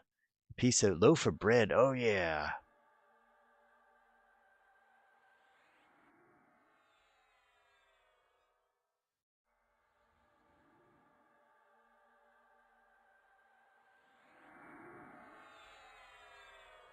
Yeah, we can let him do the pulls. Oh, there he goes. There's one up here. Oh, come back. There's one here. He should have DMF on him, so he can do flying. Yep, he's got DMF.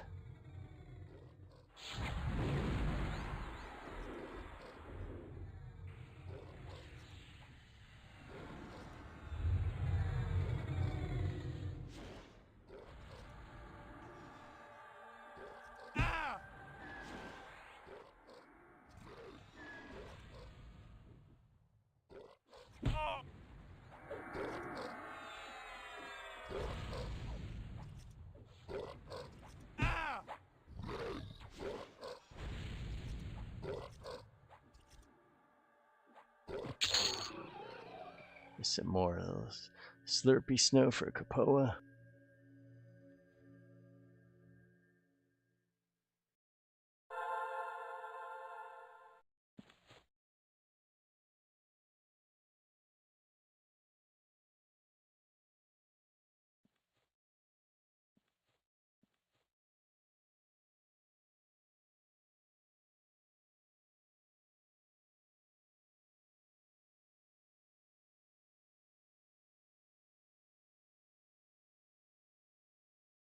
Let's see how far he went. Oh, he's way down there. Wow. Oh boy, he's way over there.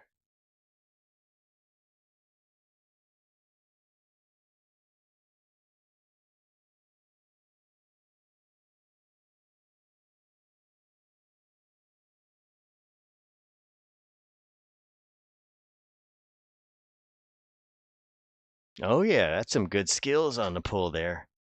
Hey, maybe he can come play in the sky tomorrow night. Yeah, yeah, I think he's off. Oh yeah.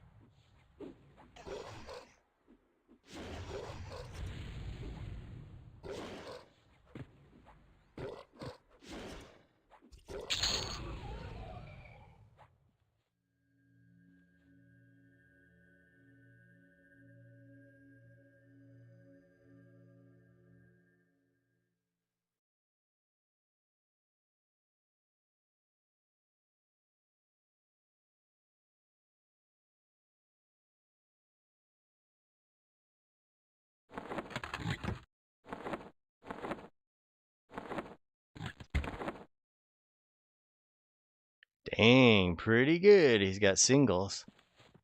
Very, very nice.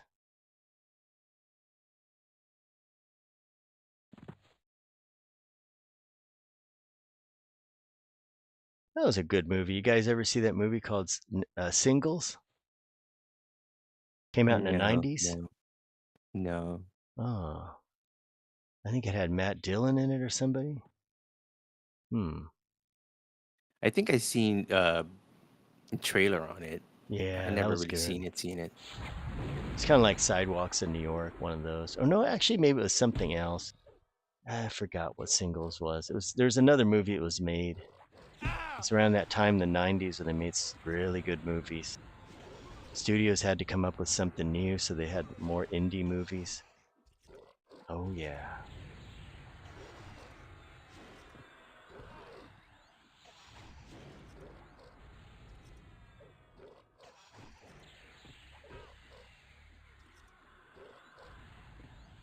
Well, we're really mowing these guys down. That whatever the bard's casting is really helping.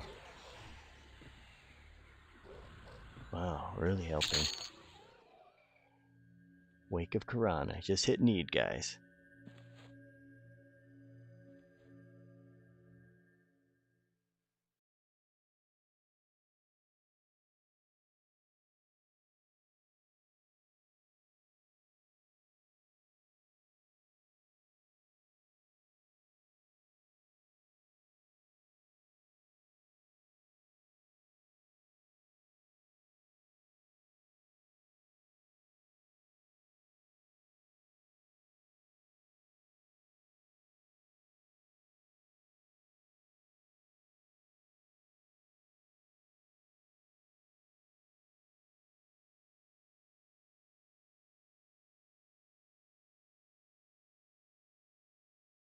Oh, here's two up here. Oh, look at that. He got him. Oh, look at that. Nice. Got the skills. 3 coming. All right, Bowshaw in action. Go get him, Bowshaw. Okay, let's see. Which one are we going to attack? Let's see. Okay, we'll get this one in the front. Okay. Let some heat off him. There we go.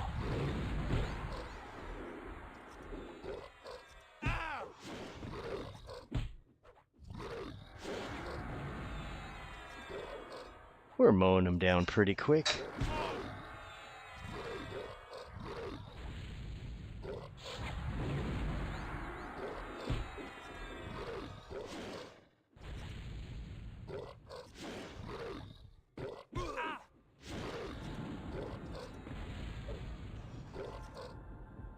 Okay, quick. Killing them quick.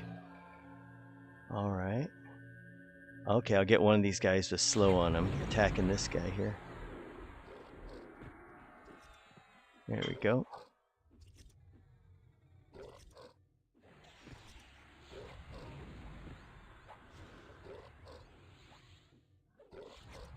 Gift of Pure Thought. More enchanter stuff.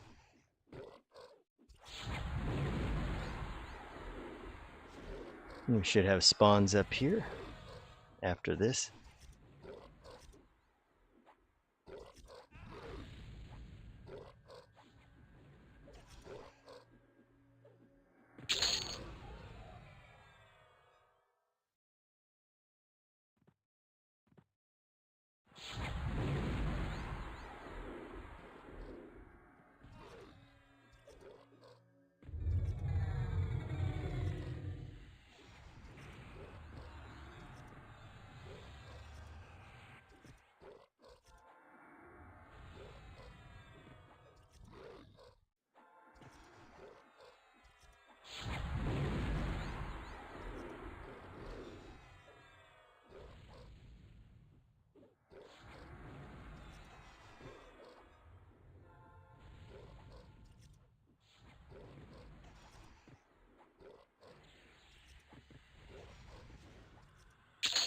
Okay. There we go.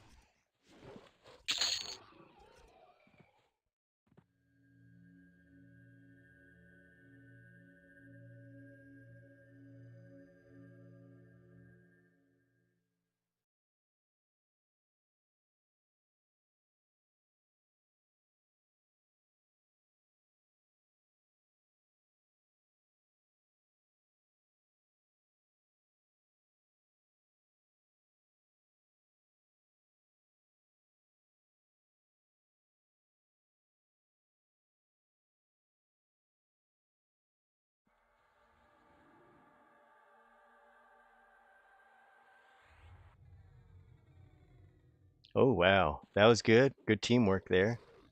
We're able to avoid that. Wow.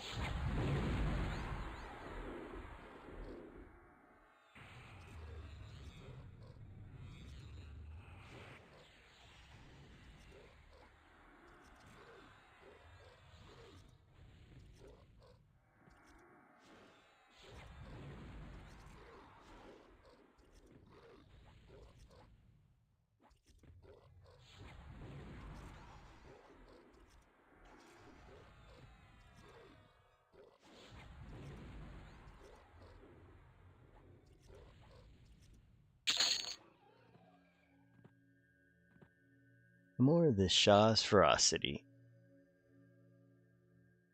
All right, next guy out there. I'll let him come in. There you go. Nice and slow.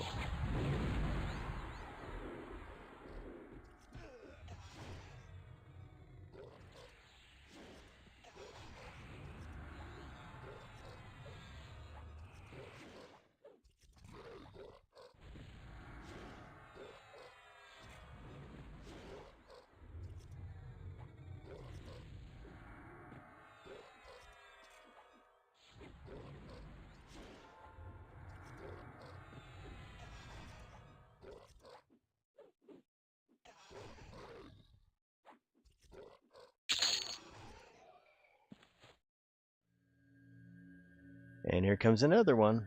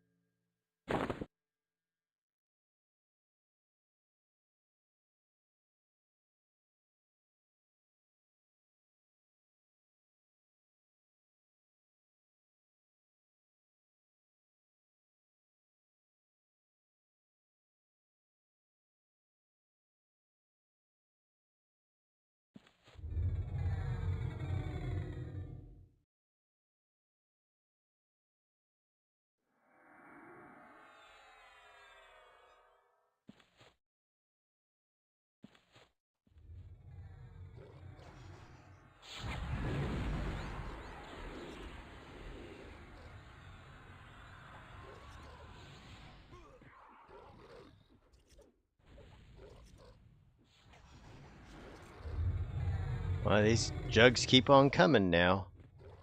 It's so weird. They're just coming out of the woodwork.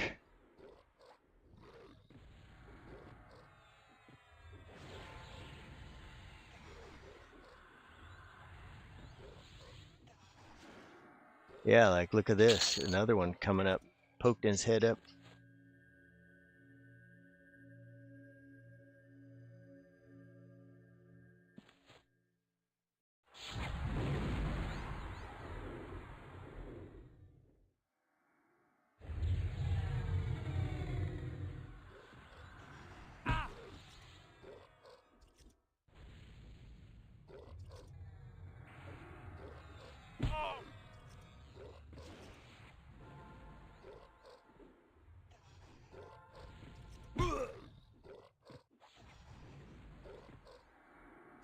Did Jackazor get his ring for the tower? No, not yet. Oh, okay. Well, if he needs us to pick it up, we'll pick it up for him. Yeah. I know I gotta get it to the lower one, but I gotta get me some coins. Oh yeah. How many coins you need? Just 10, right? Yeah. Yeah, give just 10. I got 10 if you need 10 coins. I got 10 cent. I'll give it to you. Think we should have some pops up here. Oh, we got one up here. Good thing it's on Discord. Yeah. Otherwise, you get three of them plus this. 3 plus 1 equals 4. Comes.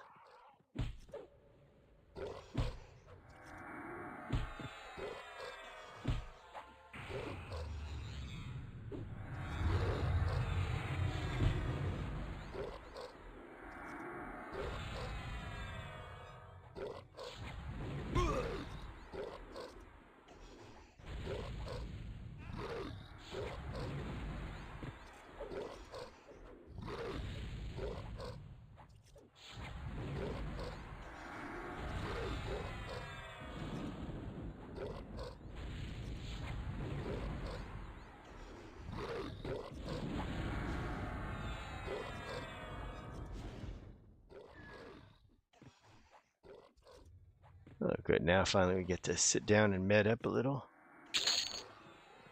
Man, so many spells here. Yeah.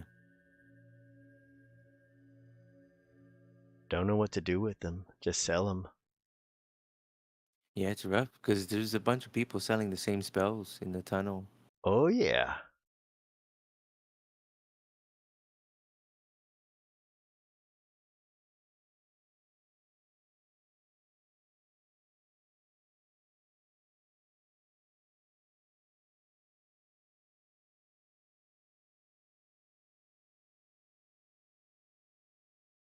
Oh, he's getting pounded pretty hard. I hope he can make it.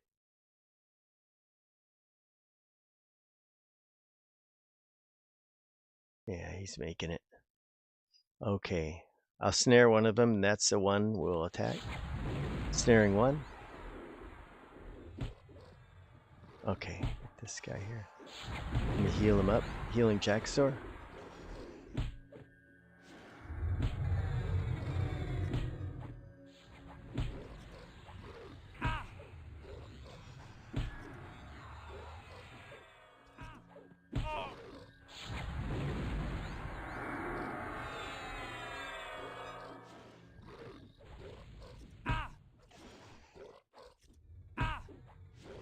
Yeah, that's right, Dan Hickey. I do like the Jugs camp. Yeah, the Chardot camps. It's just crazy, crazy risk down there from what we've heard. Like, this is really a chill out camp for sure. Just take your time. And there's no power leveling teams down there like up here.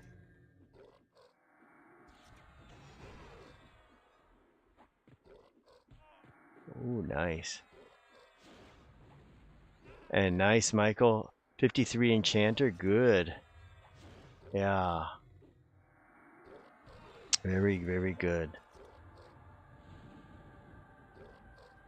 You're working hard.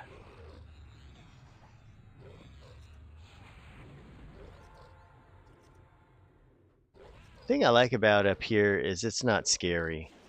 Because Chardok, it's just ugly in there. It gets scary. I never really liked the place too much.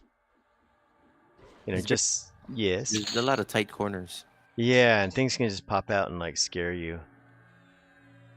Really, really scary. Up here, it's like, it's kind of nice. Nice open air. These are open roof and they're fresh air and everything. You can Yeah. just chill out here. Oh, yeah. Chardok is intense, Dan Hickey. It's way, way intense. A lot of spellcasters down there and everything. Yep, I just like this simple thing. If you're a mage and a cleric, you can. And he said, "Yeah, that's right, Dan Hickey. Like, just getting down there sometimes it's hard. Like, if they don't have a call a hero, it's kind of tough to get down there. Right. Like, what's one of the scariest things that you guys have seen in your life? I'm kind of curious. Could be anything. Anything really scary that you've seen. Anybody got a scary story? Doesn't have to be ghosts, it could be just something else.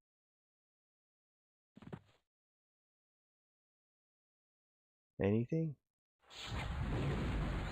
I got a scary story for you. I'll give Yeah. everybody a No. chance first to go first.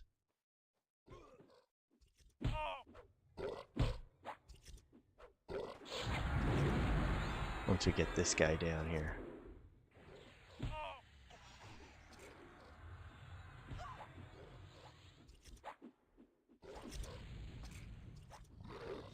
So I'm sure everybody's had a scary story at some time, seen something that really scared them big time. And Dan Hickey said his scary story is the son after being up all night doing. Oh yeah, that's a good one. Oh, that is funny. That's a good one. Oh, that's good.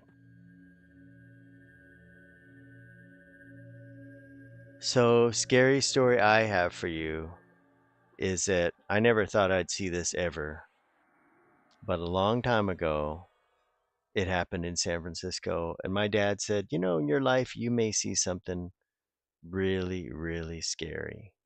And he told me about this story, which I'll tell you after I tell this story. And I thought, nah, I don't think I'll ever see that. He said, "You probably will."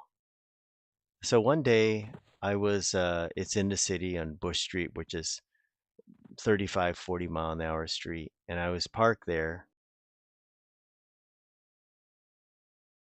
There's just a car that drove by real loud. And the traffic is going, it's kind of like rush hour.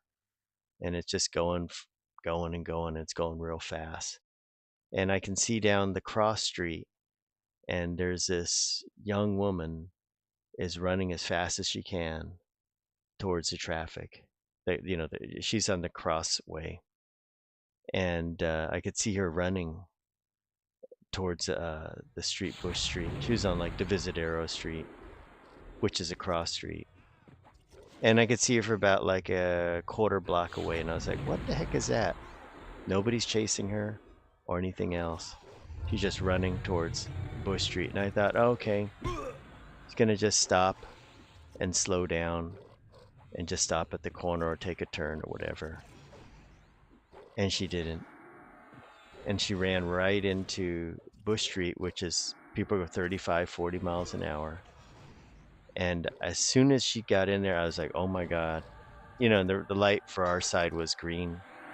And everybody's just driving there, not even thinking about anything. And it's a 3-lane street going that way.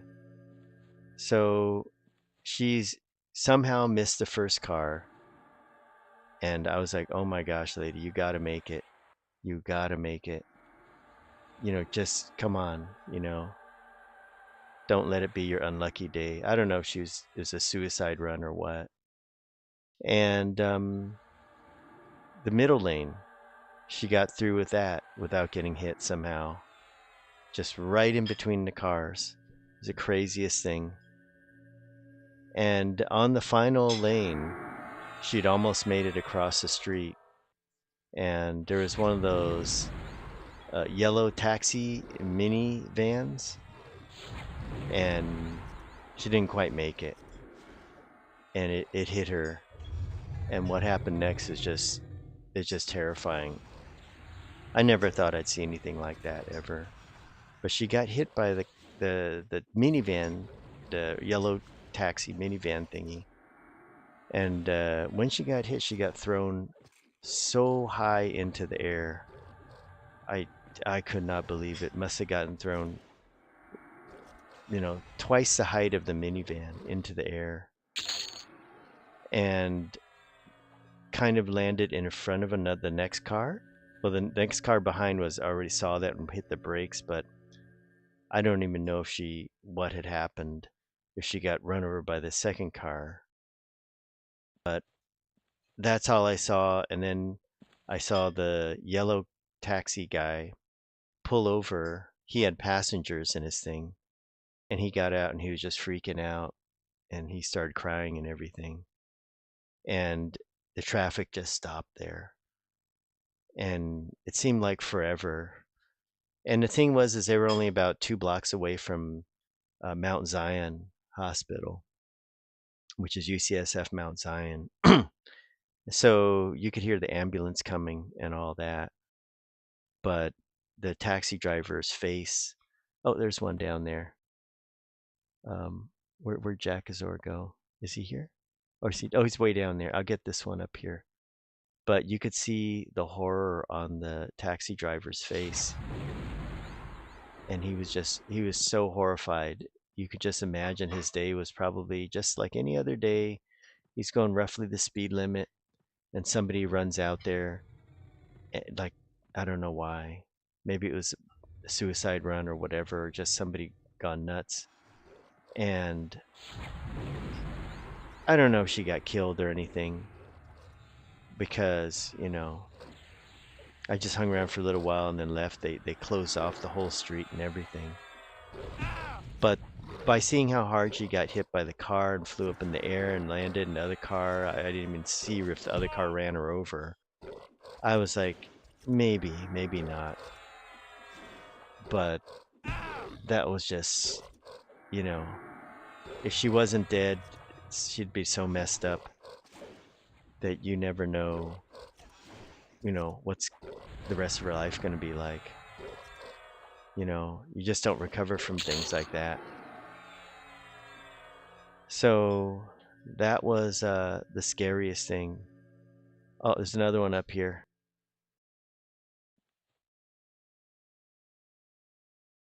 Oh, wow. Scott Rowland said first landing on an aircraft carrier. Okay, first one. Okay, Bowshot, you tag. Get him.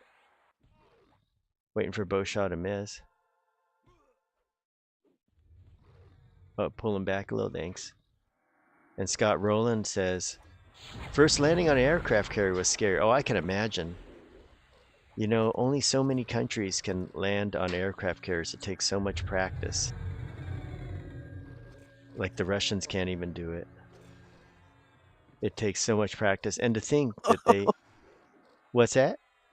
No, you said the Russians can't do it. They can't, like, they can't land on aircraft carriers, especially at night, because Boshaw would know the whole deal with that. It is so hard because out in the sea they have to do it perfectly, and there's wind and there's everything like that. But the Russian Navy, they can't land aircraft on their own aircraft carriers. They don't really have big real aircraft carriers like us, but that's how hard it is to pull off landings. So yeah, Scott, that's the scariest. So that was one my scariest story I've ever. Yeah, that's right, Dan Hickey. It's just people think it's so easy when they watch Top Gun. They think, oh yeah, it's so easy, but then I've seen other videos where they talk about things that people don't really realize, like the wind, and when you see it, that carrier coming in at night, they do it at night too, which is ridiculously hard. So they're landing these planes in the middle of the night with wind and crazy weather. Yes. And of course the Chinese one is probably a fake aircraft carrier. You can't trust those. Or it just, looks good on the outside, but then it's hollow inside. There's nothing in there. Yes, that's true. It's a real something they really need to practice, landing on aircraft carrier, because it's not always perfect seas or perfect wind, or sometimes there's not that much wind out there. Sometimes there's more. So yeah, that was my big scary thing I saw. Oh, that's funny. Scott Rollins threw up on the CIO behind him. All right. Yeah, that's right, Dan Hickey. You can always tell when the carrier has a ramp on it. That tells you a lot right there.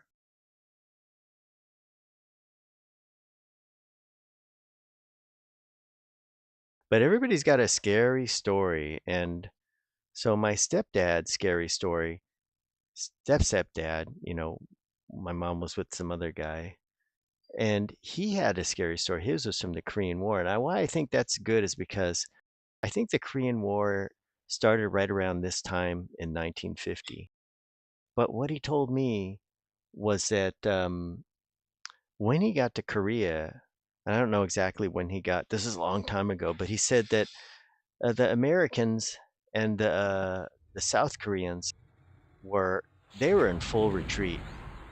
It was just they got there and they were just getting their butts kicked so badly by the North Koreans. And in those days, the North Koreans, believe it or not, now they're like a joke army, but they were actually a tough army in Korea, and they were just ripping the Americans because the Americans didn't have good equipment. They couldn't even kill the tanks. They had a lot of trouble killing the tanks, and they didn't have that many people there. They came in from Japan, and because they were basically an occupational force. So, um, yeah, yeah, that's right, Dan Hickey. And so in the beginning of the Korean War, they were just getting ripped. And then he told me the scariest thing is that um, one time they were supposed to defend some area. It was like by a bridge, and he said that the North Koreans, they were just shelling the crap out of them, and there really wasn't much they could do, and they were just getting totally blasted by them. And he said he was on a hillside, and they were just getting hit so hard that they had to kind of go on the reverse side of the hill, the other side of the hill, near the top. And there's a little cliff area on there that they all huddled underneath. And meanwhile, he said artillery shells were coming over right over the top of the hill. And he said that was the scariest thing because if you've never seen that kind of thing but happen before, the artillery shells come right over, they miss the top of the hill and they land somewhere in the valley behind you. But when they come in, he said you can just feel the whoosh, the whoop like that, the whistling sound coming by, and it just makes you nauseated. It was that bad. Some of the artillery shells would hit the top of the hill on the other side of the hill, and just the concussion of that, everybody was so disoriented. Then they started getting mortared, and they were supposed to kind of hold the area too, which was crazy. And they were getting mortared, and just mortars were going off everywhere. And they didn't even know they couldn't hear anything by this point. They were practically deaf. They couldn't hear anything or anything. They didn't know what to do. And then there came the order to retreat. And when they retreated, he said that everybody retreated. Some of the people, just so they could run faster, they just left their rifles and stuff and just ran for it. And he said they ran for about like 2 days straight in the middle of the night. And it was the scariest thing because as they were running, they were getting shelled at the same time. And some people didn't make it. They got hurt along the way, and they weren't able to take them. And that was the scariest thing, he said, because they were just getting pounded. So later on in the war, he was still there, and I don't know where he was, but he told me this next scariest thing is that they were this time they were defending an area, and they had a tank with them this time, and they were kind of like on this behind this little hillside, and there was another hill, and then there's a valley in between them. And this is the time when they ran into the Chinese, where the Chinese were attacking them. And at first he said it was really weird because you saw all these looks like ants coming down the other side of the hill, and they were just sitting back. And he at that time he was in the Marines. He was part of a mortar detachment, and they had a 120 millimeter mortar. He told me all about how heavy that was to carry and how many rounds they had. And so they fired off all their rounds, and it was landing in the middle of the Chinese and just blowing them apart. And they had artillery coming in, blowing them apart. And then he said as they got closer, the tank opened up on them, and the tank had a 50 caliber machine gun on it. and they used up all the ammo on that, just mowing people down. And they were like pretty far away, like 1,000 yards. The tank was just shooting, and it came to a point where the tank ran out of ammo. And he said at that point it was the same deal. It was like everybody had to run for it, and they were just, once again, they're running for their lives and just getting blasted as they were running for it, getting hit and all that. And they just, everything was in disarray, and they didn't know where or how far they were going to go. It was just complete utter chaos. And so that's what he was telling about that. It was just Korean War. I guess it was like kind of like earlier mid Korean War. It was just it was really a mess there. But later on, when the tide started to change, third scary moment came from him, and he said this was one of the scariest. He was on guard duty. He had a foxhole, and about uh, 20 yards away, he had his they split everybody out. They're about 15, 20 yards away, and one of his other mates had another foxhole. And what they knew is that in the middle of the, you had a phrase you could say it in Chinese or Korean, and it would say like halt or stop or put your hands up. It meant something like that. But they were doing guard duty. It was kind of like not pitch black. They could kind of see a little bit, and they saw somebody come up the hill, and they knew it wasn't one of those guys. It was really obvious, and they only had my stepdad and his other mate. He only had the M1, not M1 carbine, with him, and he said that was okay rifle, but the Koreans, some of them had a lot of these. The burp gun, it was known as, and it was like a submachine gun with the big clip on it, or a drum that they'd used in World War II. And that thing, at close range, it could mow everybody down. So there was this one Korean guy, and they both said at the same time, like halt and stuff, and whatever, Korean or Chinese. And they had no idea at the time. They didn't know what or who he was. And then they captured him. But turned out that he had a burp gun on them, and he he could have actually killed both of them really easily by just spraying them down and killing them. But he didn't know like how many they had or anything like that, so he just ended up surrendering.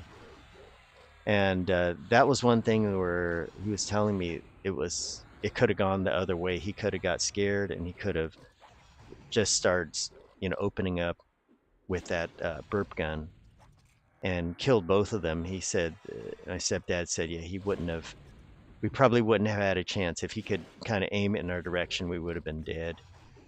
And just like that, because he got in pretty close. But once they captured him, that's the time they realized. That's a story he told me, and I was like, wow, it was pretty scary to actually capture somebody like that. All right, so Scott's dad was in Korea. All right, 24 to 64. All right, the EC2, cool. Good stuff. So that was really eye-opening. Like, you don't hear a lot of stories about that. And then it's people that are there and what they remember are it's a little different. Like, a lot of people will tell you one thing, but this wasn't the typical story of, well, everybody got blown up. It was kind of the things that happened there. He also told me that there were so many refugees on the road, and some of them some of them would just die right there. They wouldn't even, for whatever reason, they didn't know. They just see dead refugees laying on the road. Nobody knew or even cared. Sometimes it was like, in those days, there's a lot of friendly fire. So it was really dangerous. He was saying that you never really knew who was going to attack you. You'd see a plane way out there coming in. You didn't know until it was really a lot closer, whether it was an American plane or one of the Russians gave him the Yak fighter, and you didn't know which one it was because there were friendly fire incidents. He said in those days, like artillery wasn't very precise. Had a lot of problems, like in directing the artillery, and artillery had to be close. So it was a real upfront and gritty war. But one thing he did tell me is that the South Koreans were really, really tough. They were tough fighters. They took a lot of casualties, and they were extremely tough fighters, but they didn't really have the equipment and all that. Neither did Americans. And thanks, Dan Hickey. So that's the stories I remember. The one that always sticks in my mind. But just the sheer suffering out there. A lot of people don't talk about it. Yeah, they really are, Scott. They're really, and that's the one that always stuck in my head. I always never forgot that story. Because when I was a kid and I heard it, I was like, well, if he had a burp gun and you and your mate, why didn't you just shoot him between the eyes? And he was like, it's not. He's telling us it's not like that. He said, the thing is, he said, the Marines, they really feared the burp gun. They really did. It's not like, Hollywood where, you got your bolt action rifle and the guy's got the burp gun and you're able to just pop him just like that. He says it's not like that. And he said the burp gun makes a sound when it goes off. It's just like burp like that. And it's not very accurate, but it can just spray those bullets out. And as long as he's close enough and it's in your general direction, you're probably going to get hit. Let me heal your pet up. Well, I'll just keep your pet like that. And so that was something we learned, and then we never knew like things like we're like, well, just you're on the hill, just fight like a man. He said, no, it's not like that. He says, some people get hit by artillery shell, and he said, he told me, he said, you don't really see them they don't just disappear in a mist. He said they're just there 1 second, and then they're not. And that's that fast. You don't even realize what has happened. You're like, hey, where'd so-and-so go? And then you never see the guy anymore because he just got hit by an artillery round and probably blown to a million pieces and just gone like that. And Celestius, welcome aboard. Yes, we did hit level 60. We're trying to get the Silent Cleric and Kapoa. They're almost there.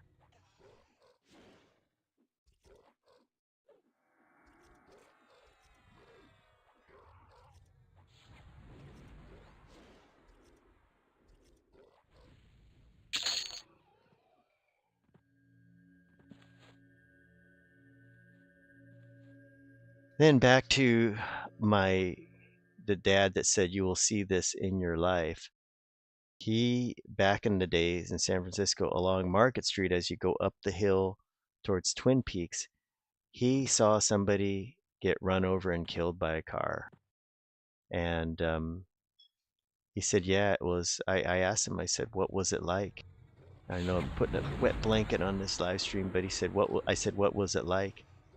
He said, it actually, he didn't even realize that the person that got hit and all that died.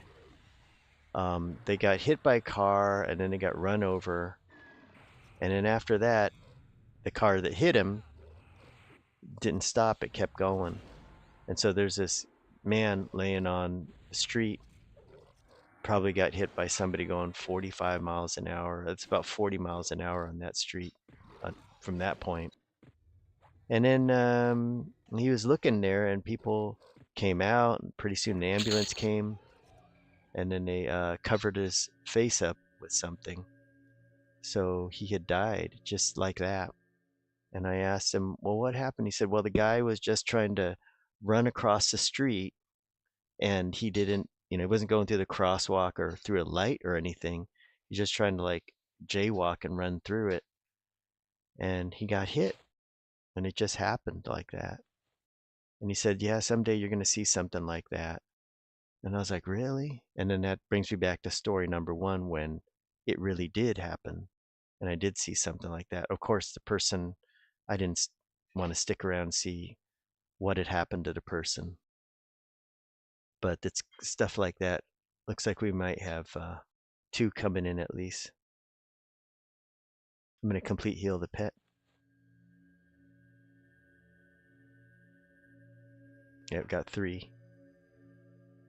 Complete heal coming for the pet. All right, Bosha, do your magic.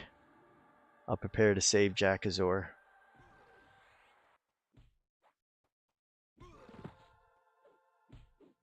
Healing Jackazor.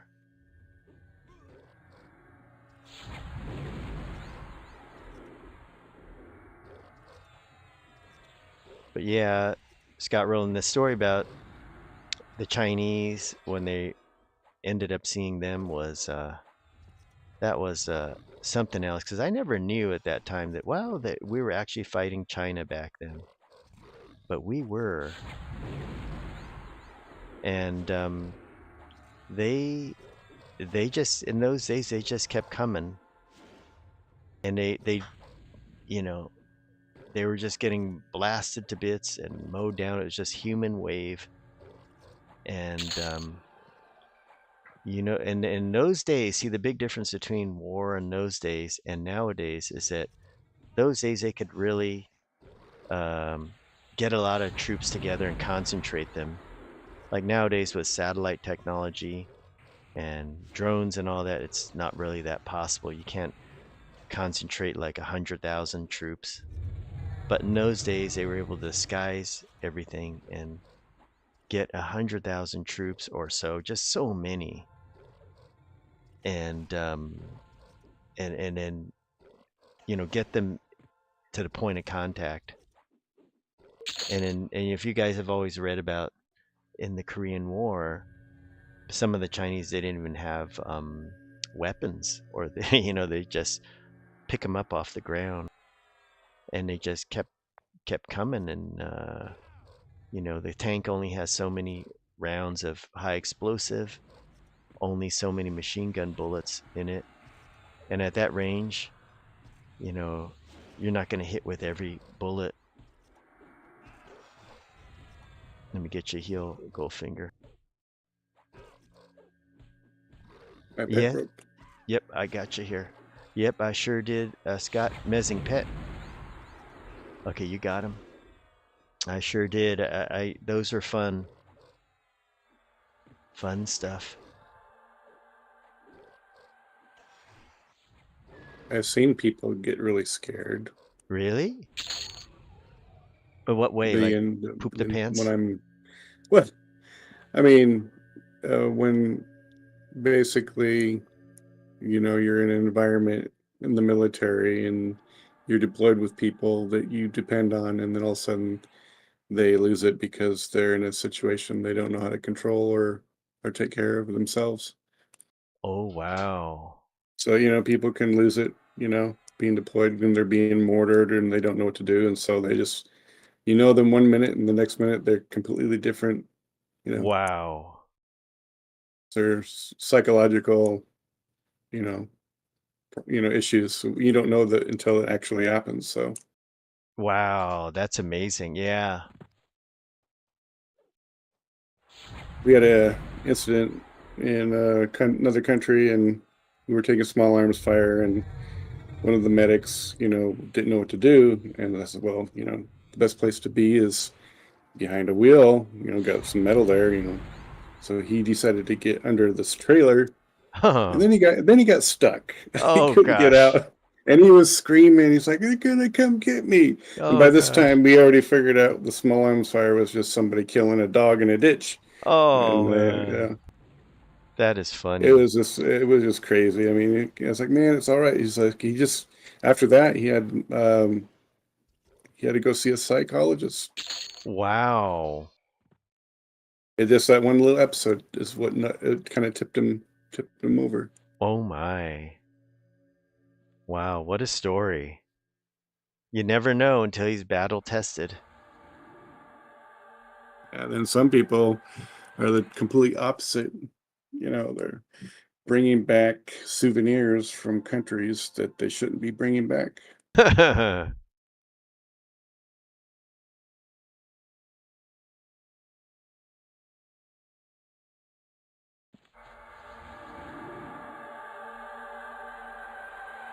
Hope I didn't give you guys nightmares with those stories. No, That's good. No, no. Oh, I good, got Cereal. medication for that. I'm just kidding. Oh, that's good.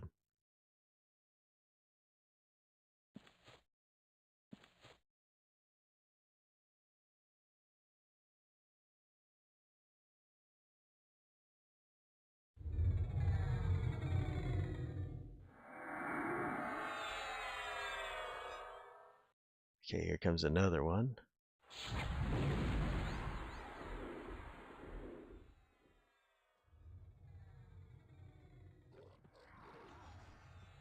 I think what was kind of scary time for me is when we were landing in a very, very large aircraft on an ice sheet in Antarctica near Lake McMurdo.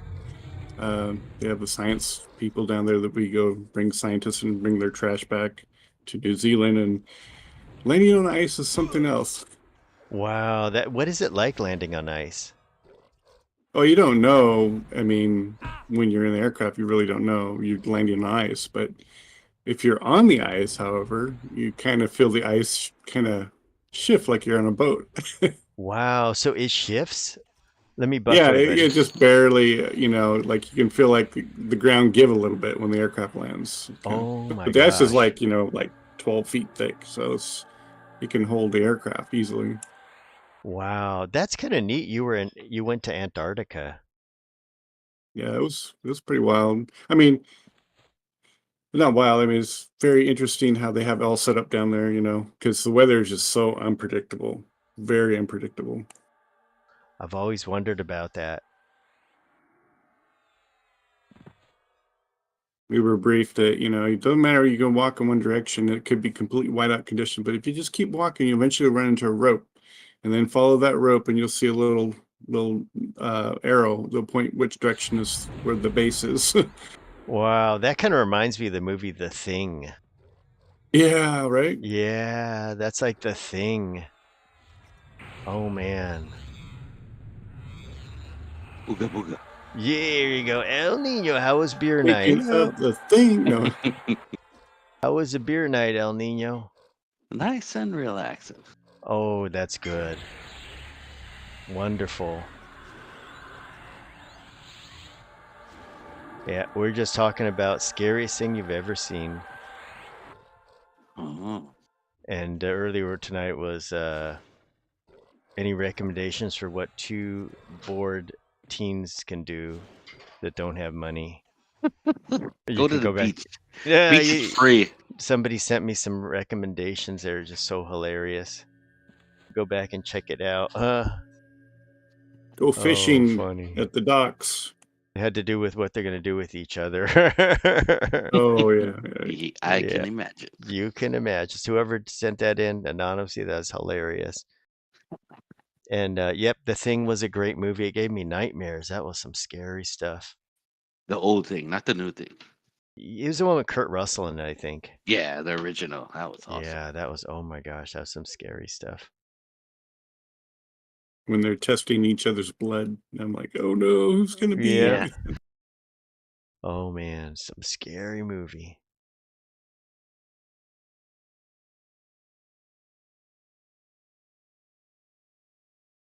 Looks like we're going to have a bunch of them here. Another scary movie when I was young was It's Alive. Oh, It's Alive. Yeah, that was good. How about Man. Exorcist? Oh, we got Oh, three Oh again. Lord. All right, Boshaw, do your thing. Three. One pull, Freaking- one zone. It and Poltergeist. Ugh. Oh, Poltergeist. Okay, let me get Taunt to save Jack Azori. Yeah, Poltergeist. I never watched that one. I saw a little bit of Exorcist, and then that was it. Like 5 minutes of it. And I was like, no, too scary. Really scary. Back then, they could make scary movies. R movies. Yeah, the real R-rated movies. Mhm. All the Stephen King movies, right? Like Cujo and Oh yeah, Amityville ID. Horror. Oh, yeah.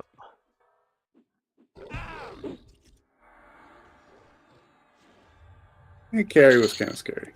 Yep, Carrie. The new one's Conjuring was pretty good. Like the first one. Oh wow. The only scary movie I saw was Cabin in the Woods, and that was good. Is that the one where they had to like videotape the entire thing?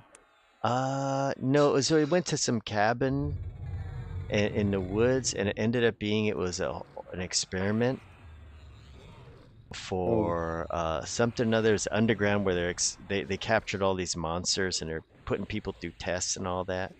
Like they had a Ouija board they'd play with. I forgot what it was. Maybe you guys remember it. Kind Yeah, of like Centipede. What is it? kind of like a reality show or something like that. Yeah, it was like that. It's all booby trapped and stuff. Yep, that was. Oh man, I was in for a surprise. I love that movie. And, Dan Hickey loved it, and Lab 77, your UI, yikes! Oh yeah, it's meant to be this way. Because it's like flying a fighter jet in this game. This game's like flying a fighter jet, guys. I thought Cat's your favorite scary movie was Hellraiser. Oh yeah, that was actually really good. That gave me nightmares the first time it came out. Then after that, I used to laugh so hard when I saw it because it was just like, it just so over the top. Yeah, and so it was like, it wasn't the first time you see it, you go, holy shit, I'm not touching another Rubik's Cube. But then later on, it's like, oh yeah, seen it. And they had so many Hellraisers. Hey, look who made it here. Brackus made it. All right, my Okay. turnover's here. Oh, okay. You gotta go, Bosha? I think I do. I'm getting pretty Okay. tired. All right, Bosha. Thanks We'll for see ya, joining man. us. Okay. No Bosha. problem. So Jackazor, you got to pull singles, or we'll get Brackus to pull it because he can pull singles. Pull my finger. You want my Yeah. pet? Yeah. Oh yeah. Let's kill Yeah. Bosha's pet. Let's kill Super this. Mario. He's got a here. sword. Oh yeah. Make sure you dispel him. He's got visions of grandeur on him. All right. Break him out. Oh, let me put Brackus in the group here. Here, I'll drop Goldfinger. I got it. Oh, okay, good. Let me get Brackus and we get you in the group. Inviting Brackus. Okay, let's get this. Little warrior. These guys are good, these mushroom heads. They turn out to be great pets. Yeah, Okay. right.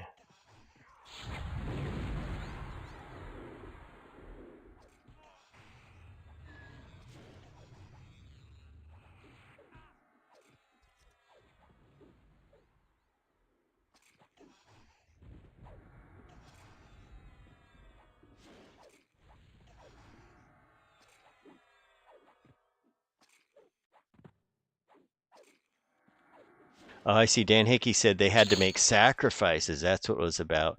Okay, we'll hang on to that weapon. I'll put on never odd or even. Save it for bow shot. Okay, he got his weapon. All right.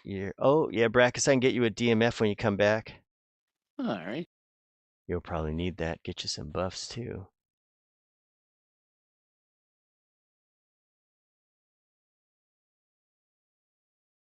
He might actually have it. Oh, he still got DMF on him. Oh yeah, I think you rebuffed me before we camped out. Oh, okay, good idea. When Microsoft took it down. Yeah, Microsoft pinch a loaf. Man, Oh, that was something else. So was it crazy. like an update that they did, that Microsoft did? Yeah, Or? they said the update there was an error in one of the files that caused this whole ruckus. Wow, crazy, right? Yeah. Just think, if the Chinese or the Russians want to really mess with us, all they got to do is mess with Cloud Strike. Yep. That's like the war with no Yep. ammunition or anything. It's just all digital. I know. It's cyber war. Mm-hmm. That's just crazy to think, we're so vulnerable to some dorky little company that missed Crazy. one little thing in the update, and then half the United States is like falling apart. I was talking to some friends, and one of them, his wife works at Liberty Mutual. Yeah. The company just shut down today. Oh, she's so lucky. Day off. Oh, actually, this is a good thing, come to think of it. CloudStrike. 3-day weekend. Yep. It's like when I was in high school, people used to call in bomb threats right around finals. Oh, I love that so much. Because then we didn't have to do our finals. We're like, get a delay. A lot of this yellow snow coming over. We should get, yeah. Yes? Woohoo! Oh, she dinged?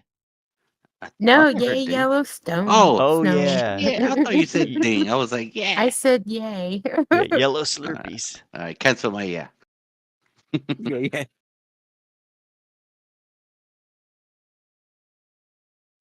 Almost. We're at, let's see, 85.5%. Whoa, that's good. Then you Well. gotta re-roll that paladin. Oh, yeah. Well, I should send you the She's paladin weapon. 13. Oh, 13? Oh, yeah, I'll send the gel Doran to you then. Oh, there you go. Unless you have it already. No, like- she got the Pally Mace. Oh, this is the best one because. Oh yeah, best in slot that one. Yeah, the gel Doran.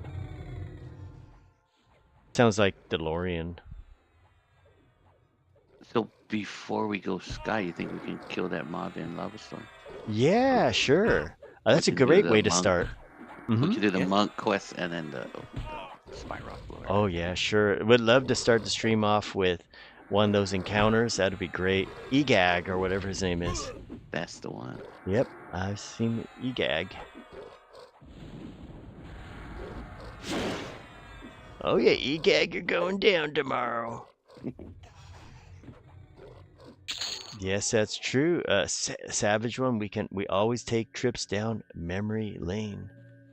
Oh yeah, that's the thing about this game. It's meant to be a podcast platform, basically.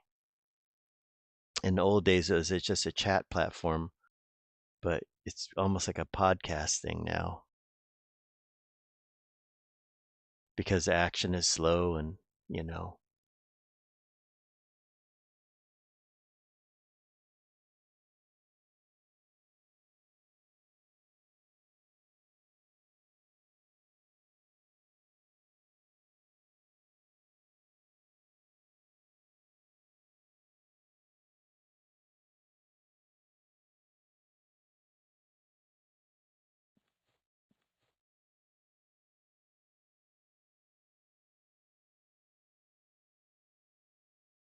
Okay.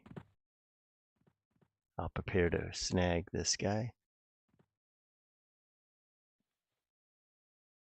Oh, one guy coming up, one guy going There down. you go. Okay, get him. Where's you casting? Come on. Got him? Okay, great. Oh, nice there. I want to love zombie so I can get those rings. Okay.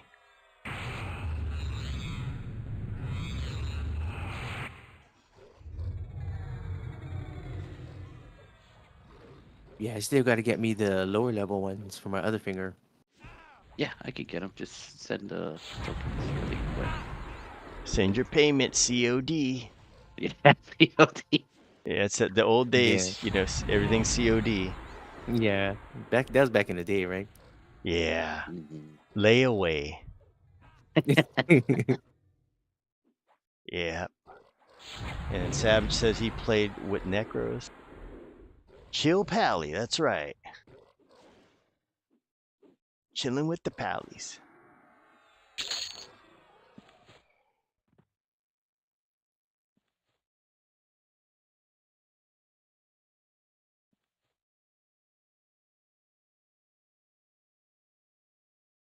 They're lower, so I got to do it like one at a time. Oh, yeah.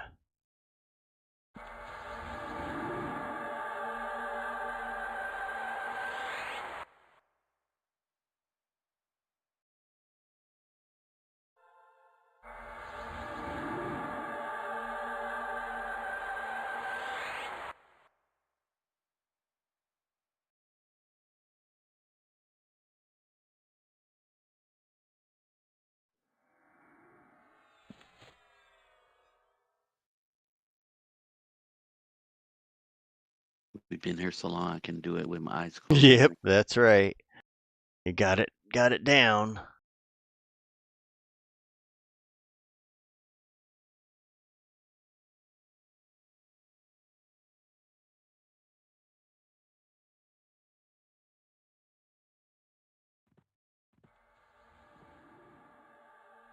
Oh yeah, nice pull.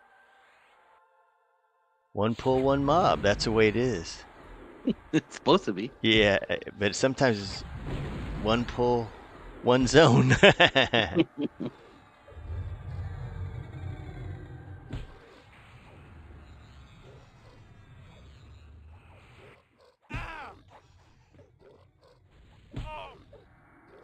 Oh wow, he's really smacking me. Okay, healing.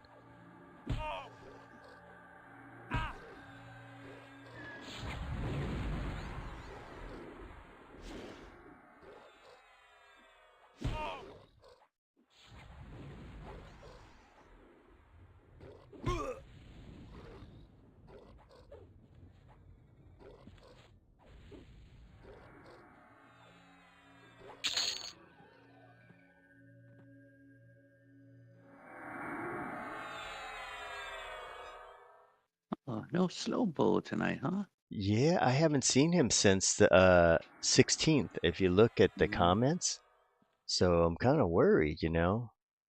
yeah. I hope he's okay. All that staying Yeah. up late and playing EQ. You never know.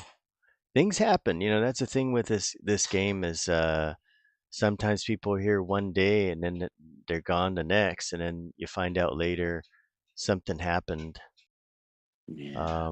just out of the blue, and a lot of stuff. Like I remember Zizzy. I don't know what happened to Zizzy. One day he was here and then he just told us, he said, "Yeah, I've got like told us about it, what he thought was a hemorrhoid." Mm, But, and I was like, "Well, what color is the blood?" And then he was just, like, "Well, so I don't know if he's still around." And, yeah. and everything was pretty good. I look back at some of the videos where he played and it just, you never know. And then the scariest one was, whoops, was Dardar. Yeah. That one was a trip. One day somebody left a comment on my videos and he said, I just watch all your videos because it's like I can hear my dad talking to me. Oh my God, that was so chilling. And I was like, which one is your dad? As I was trying to guess, is it Zizzy? And I started naming off people. Is it Shadow One? I was just naming off like people who I thought, is it Traz? Trying to name off people who I thought it might be. And then he said, no, it was musicals. And then I was like, what? And then he sent, it was through the comments on a thing. And he said what had happened is musicals had gotten pneumonia. It wasn't COVID that he died from, it was pneumonia instead. And he died Yeah. from that somehow. So, kind of just strange. Pneumonia is Yeah. serious stuff. Yeah, but that one, it's like it was after the pandemic, by about 1 or 2 years, 2 years after the pandemic. Mm, And so, I was surprised, like, yeah, should have been saved and they can save people from that, but oh, you never know. yeah. True. And then just, some people, oh wow, you just dodged that one. That's pretty good. Some people, have changed, and all. I won't mention, people always they'll tell me stuff, but some people I won't mention what has happened to them. Like, I mean, like in musicals is okay because it's on the comments and all that. And his son, was like, yeah, it's okay. He didn't mind putting it there so people can find out if they just go back and look at the comments. But some other people have said things, told me stuff that is, has happened to them, and I was really shocked that, oh my gosh, everything was going fine, and then just life took a complete 180. Yeah, life Oh happens my. sometimes. Yeah. And it's just you realize how short life can be, and then I get scared every day. I mean, I get more scared than ever because time flies, and like I always said, I feel like I'm gonna wake up one day and I'm gonna be 90. I mean, that's how fast it's going by. It's getting faster and faster. It's just getting so darn fast, the speed at which a life goes by. Just like, dang. I really feel like that, because I can remember when I was 10 years younger, and that seemed like it was just yesterday. So that's a scary thing about it. Yeah. And heck, look at this game. This game is 25 years old, basically. Right. Right. Holy smoke, It's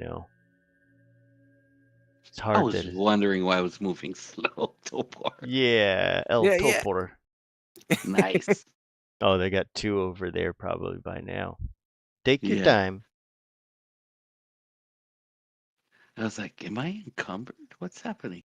Yeah, I just started mashing my keyboards harder and harder and harder. And it's like, nothing's going on. I says, it must be that cloud strike thingy messing me up. Oh, horrible. And Dan Hickey, you're right. I mean, life goes by too fast. And like I said, the scariest thing is that the older you get, the faster it goes. So it's kind of like, I can imagine, when you get like to 70, from 70 to 90, that probably feels like 1 year, you feel like, oh, I'm 71. No, you're actually 90 today. And it goes by that fast. A nice break there, Jackazor. Captain Checosaur. There you go. He did the most amazing thing. He dragged his body all the way up here. Huh? Yeah, he died. He died in the jail somewhere, or near there. And then he got his corpse all the way up here. I saw him come up dragging a corpse. I'm like, oh, what's that you Yeah. got behind you? You got Ninja. you're dragging somebody's corpse. I go, oh, it's your corpse. Yeah. Yeah. Yeah, and Dan Hickey, it does. So I've read these things on how to slow your life down. And what you have to do is you have to do new things and switch it up, because what happens to us is that it's kind of like this phenomenon that it goes like this. What happens is if you are going somewhere new, it seems like the trip takes a long time. But if you are coming back, it seems to be over so fast. And that's because your brain knows the trip back, so it just takes a shortcut. And it makes you think that, oh, not much time has gone by. It kind of goes into a subroutine where it just goes through it. On the other hand, that's why when you go somewhere, it seems like it takes longer. Say you drive an hour to a new place. That hour to a new place driving there seems to take a lot longer than coming back from that place. So kind of like that. New experiences. Yep, and Scott Rowland, that's right. You have many times you pee at night, and then you'll start doing things like, since you don't want to think about how many times you pee, you say, I'm not drinking any water 4 hours before I go to bed. So I don't have to worry about my pee-pee. It's like they say, the older you get, never pass up a bathroom, right? That's right. And now when I go traveling, or if I do go traveling, make sure you map out every bathroom. Yeah. It's you plan your vacation via bathroom now, or at least try to find nice trees and bushes you can sneak behind. Yeah. You don't want the ones with the snakes, right, in the grass and stuff. That's Snakes. right. Or the mongoose, because he thinks that Right. the snake's attacking him, and he's gonna Right. rip Right. the head right off that. I'm gonna rip it. Whoa. That sounds painful. You should watch Mongoose versus Cobra. Oh, we have lots of mongoose here. Oh Yeah. yeah, that's Hawaii. right. Yeah. Yeah. They They destroy cross the snakes. street. Yeah, I'm gonna dump these guys. Okay, and oh wow, I got 3. Okay. I So, can tag this one. okay, the one near you, got it. I'm coming around, get it here. Yeah, that's right. I read a story that they were actually imported into Hawaii Mm-hmm. to That's true. kill snakes, I guess. Yeah, for the sugarcane fields and the pineapple fields and Oh stuff. wow. Yeah, all the So how did rodents. it go? What did they do their job, or did they get lazy and not do it? Well, we It got no became snakes. Oh, no more yeah, snakes right. anymore. Yeah, no snakes now. So the only snakes are on humans now. Gonna kill the human snake. Called the third leg. Gonna rip it right off. I seen videos of mongoose. I'm like, holy shit, those things, they don't mess around. They're fast. They're like Let squirrels go. on That's not a snake. steroids. Let go. Yeah, it looks like a snake. We haven't seen one of those in 1,000 years. Kill it. Bite it right off in one snap. All right, Scott, gonna be 60 in October. All right, happy birthday coming right up, right around the corner. So Scott was able to live through the 80s. Oh man, best music was in the 80s. Oh yeah. I know, before too much electronic music came along. Yeah, that was a great time. They still Yeah. got synthesizers. Yeah, they do. But you know, like The nowadays, keyboards, right? you get AI music now. The keyboard Yeah. guitar, the guitar. Yeah, Yeah. right. Oh man, those are good times. The fluorescent colored ones, right? Yeah. Yeah, just think about like rock music nowadays. You could never have it because there's so much AI and K-pop. Like they would never have another Guns N' Roses. No. Never have a Led Zeppelin or Motley Crue because it'd be like, no, it's K-pop. That Let's just and get auto tune, right? yeah. It's like, it seems like that'll never change because the younger generations are like, oh, we like K-pop, We I like saw Guns N' Roses in the Aloha Stadium like yeah. 3 years ago. Oh yeah, my I remember that you God. told me you were going there. It was awesome. They played for 3 hours. Oh my gosh, that's Oh, amazing. badass. If I they think could, yeah. it was like their last show. I think that's why. So we're like, oh my God. Oh, wow. I remember that you're saying I'm gonna go see Guns N' Roses. I was like, oh yeah. Oh, that's so good. Wow. Yeah, but there will never be anything like that anymore because those guys actually had to know how to make music and actually sing. Yeah, You they're had to put in actually effort. musicians. Yep. Yeah, you had to put in effort to learn the skill and all kinds of stuff. Yeah, nowadays there's none of that. It's all Nowadays, the computers. the computer just does it for them, right? Yeah, we can have EverQuest make music for us. It's like that. Yeah. Heck, even Jen at Darkpaw could make music with little she knows.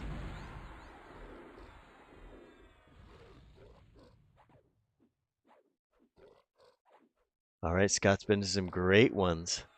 What's the greatest one Scott's been to?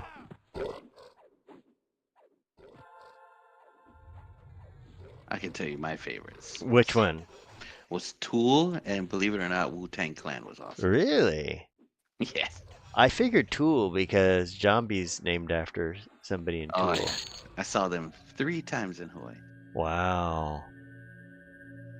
That's sweet.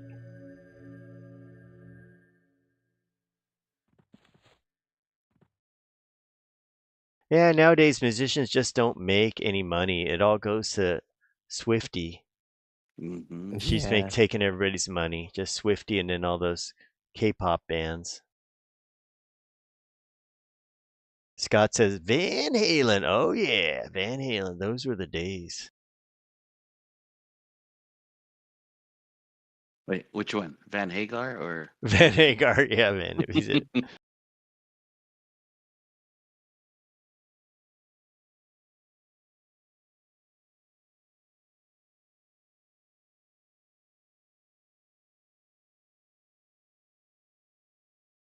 Looks like we're gonna do another Peely here.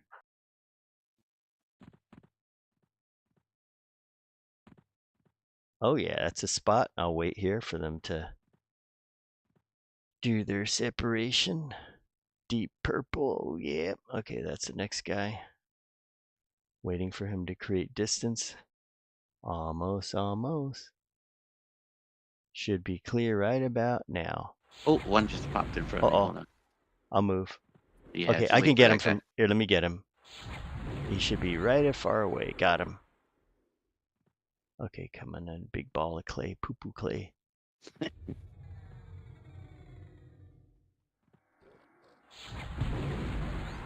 Earlier we were talking about blind protector. dates.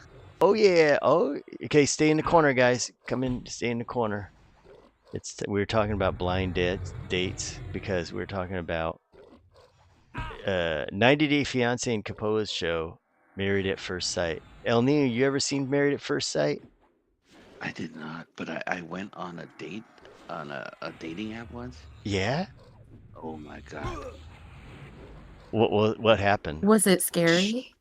No, it was cool. We're talking, and then she just got so annihilated. She was just drinking a lot. I was like, "You all right?" Oh my gosh, she got sauced.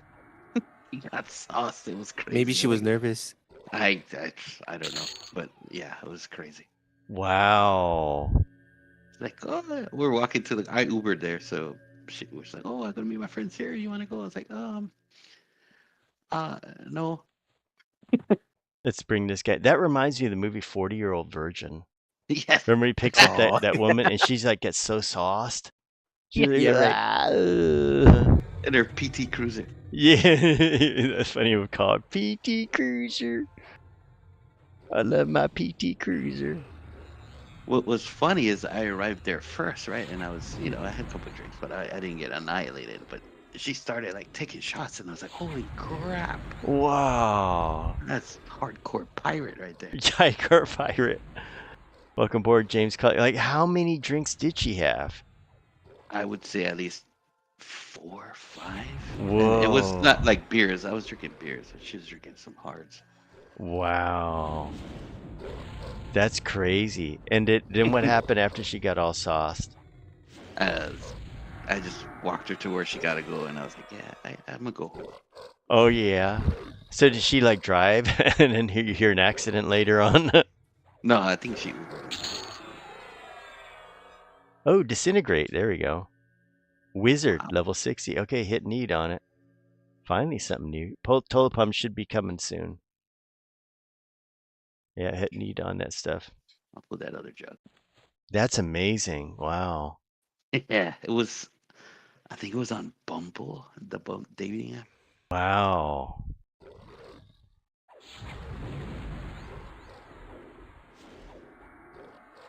It's crazy because I got there earlier, so I was talking to the bartender. He's like, "Oh, what you up to?" I was like, kind of like a blind date, sort of." Uh-huh. Oh, okay. Well, if you need help or you gotta go, give me a signal. Oh, that's so funny. I like that. Give me a I signal. was cracking up. I'll be your wingman. Yeah. Oh, that is so cool. That's So a good bartender. really Right? good bartender. Make sure you give him He a got good a good tip. tip. Oh, yeah. Yeah. big time. He knows what good bartending is. So what did you like about her initially when you saw her in Bumble? What was the big attraction there? Well, I don't know. It's just like I read her profile and it's like, oh, she seems like a cool girl.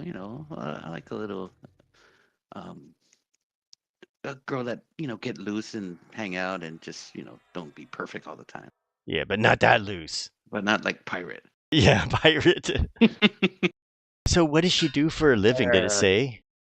She was a student in the University of Hawaii. Oh, you gotta expect it at that time then. Yeah. They all get sauced. Oh man, at that age, yeah, it's like nobody's sober at that age.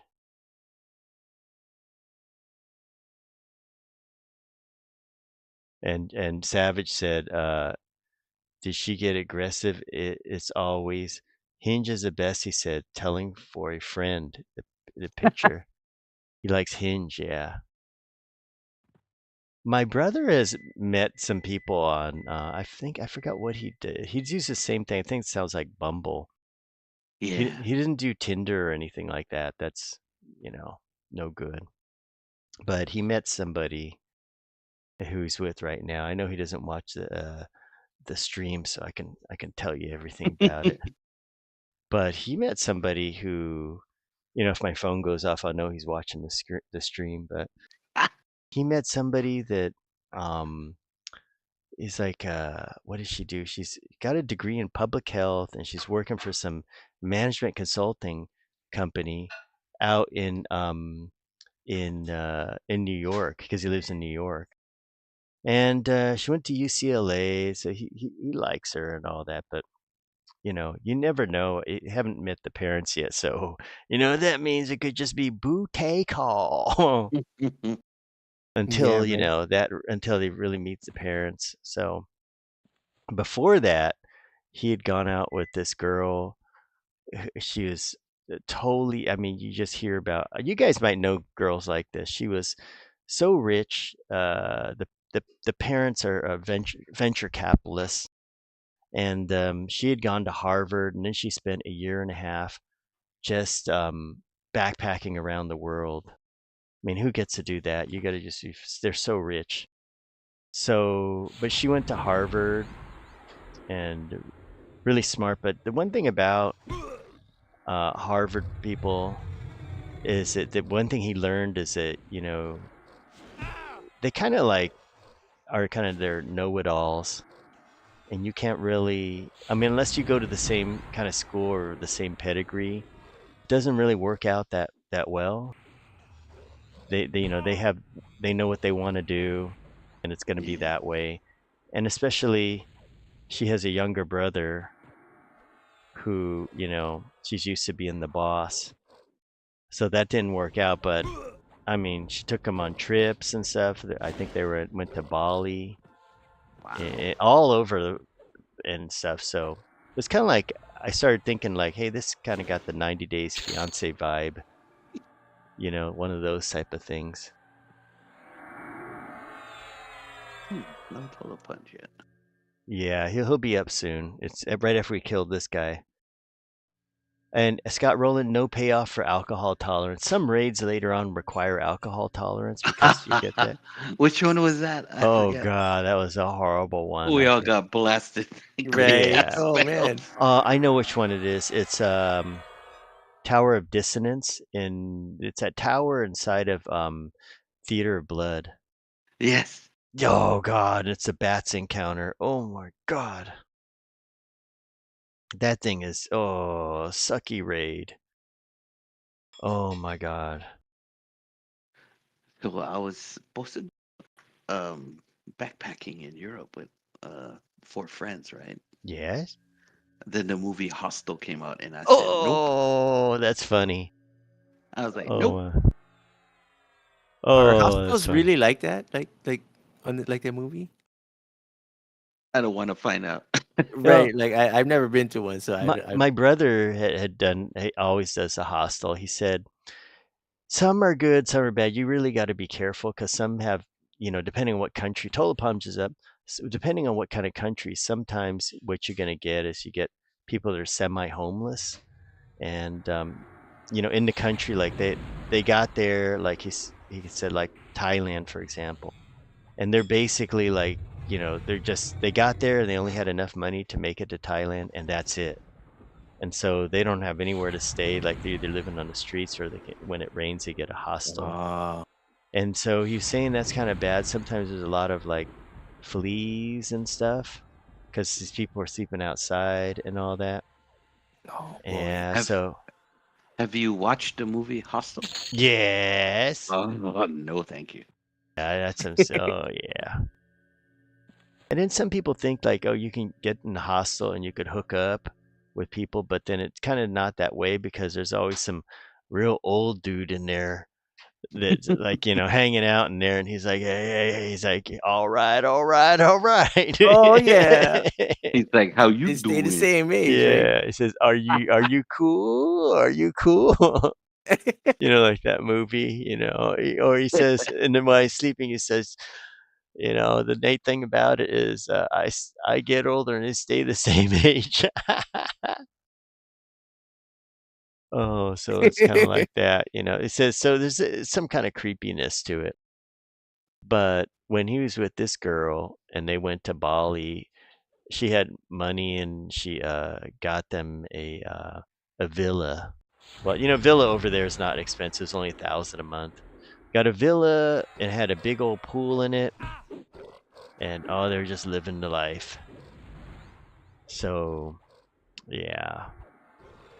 But yeah, you got to watch out for that, like, unless you go to Harvard. I don't know. If you guys have had different experiences, let me know. But I kind of feel it's that way, you got to kind of You know, you want people around your level. You know. Yeah. But I saw all their pictures online. She's actually on YouTube. She's written some books and stuff. Wow. And not to give too much away, so you guys don't like say funny things to her, but there's some stuff in there that on her YouTube thing where I was looking at it and I was like, I was kind of making fun of it, telling my mom about it. Like, you know, I don't want to give too much away because you guys will be able to figure out possibly who it is. But I was like checking it out, going, oh man, this lady, you know. Well, just to give you a clue, she's a bodybuilder too. And, you know, she says, get your head in here for a headlock, you know. It's gonna be, you know what it's gonna be. Wow, everything just spawned on my way back. Let me dump this. Yeah, just dump it somewhere and I'll pick off the last one.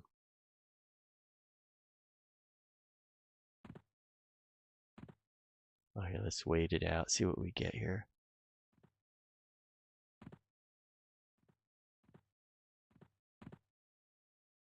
Okay, he's moving out. Good.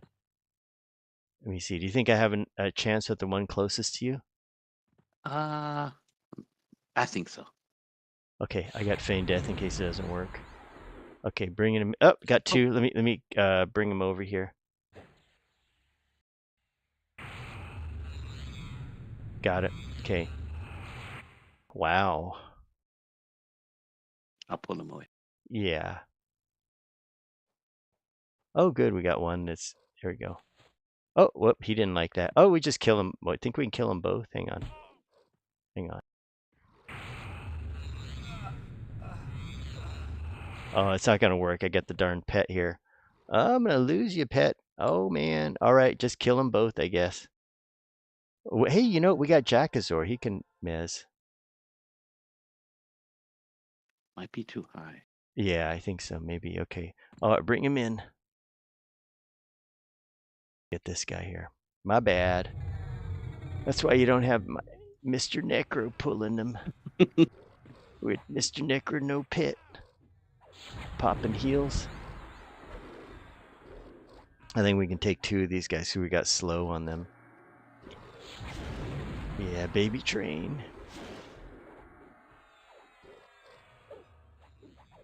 Just gonna light this guy up with everything under the sun. Oh, he's pissed, yep. Okay. Almost got this guy here. Just brute force him.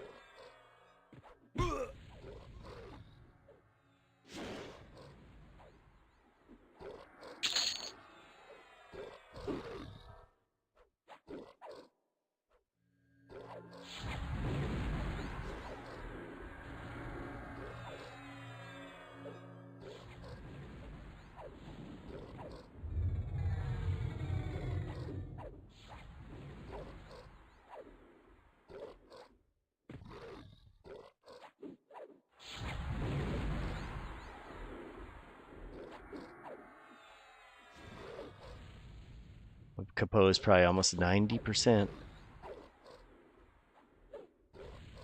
Almost 92.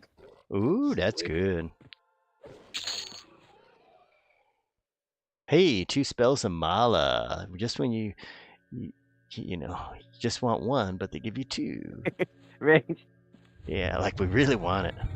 Yeah, right. Remember the Thorn Blade double drops? That was Oh, that was so good. Oh yeah.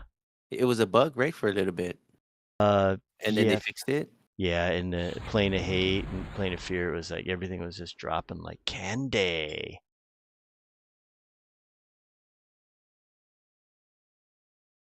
El Nino has some exciting dating stories. That's why he watches 90 Day Fiance. Yeah, I'm telling you, that sounds pretty good. That's just like right out of like I said, that story you have is right out of 40-Year-Old Virgin, which I thought that was a funny movie. I love that movie. My last 2 girlfriends, one was Japanese and the other one was Romanian. Whoa, Romanian. Hey, good friends with Ukrainian. Rhymes She with was tall. Ukrainian. Yeah.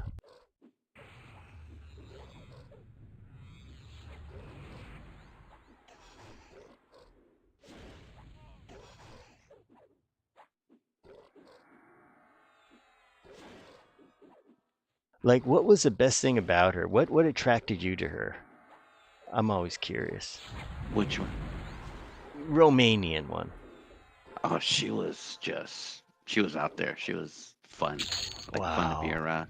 Like she liked the same music I did and liked to do the same stuff. So we had a lot in common. Oh, that's good. That's Yeah. always a good recipe there.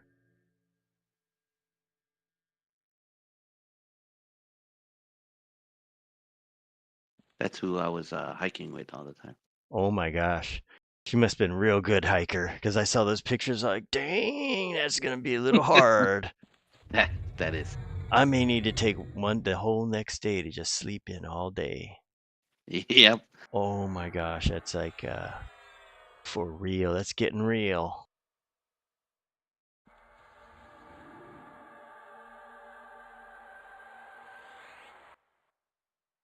I better check, make sure your character's got DMF. 29 minutes of DMF still. Oh, you're missing oh, you got Spirit of Wolf. That's good.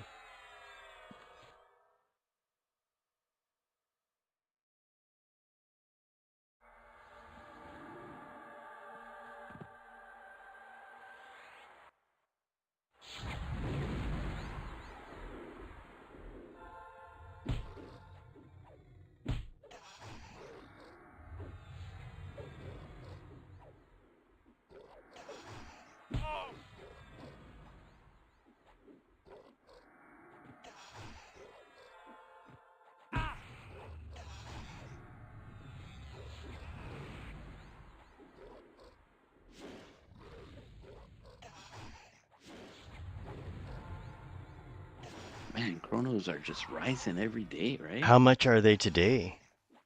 55K, Oh, I think. snap. I'm not going to be buying any. No. Oh my gosh, that's crazy. It's like we're going to have to wait till the next Viniki server comes out. Yeah. Dang, that's just nuts. Wow, I think the chrono purchasing time is pretty much over because that's even Thornblade wasn't that high. No. I think That's the just highest was like 30, 35 or something. yep. It was standard pricing around 35, but this server is just off the hook.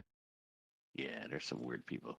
Yeah, there's somebody that just thing is nowadays everybody knows where to farm, what to farm. Oh, there's a big choo choo. And they know what to farm and how to do it. So they're, and as you Yeah. can see, there's a lot of automated bots, uh, out there. So I think there's a lot of that, and they can just, it just doesn't take them long.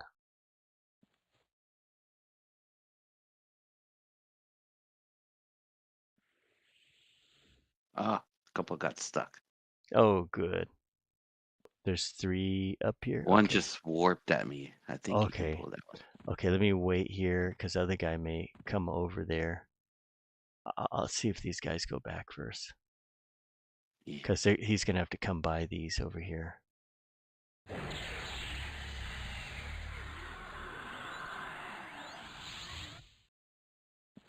Oh, he's coming all the way up. So well.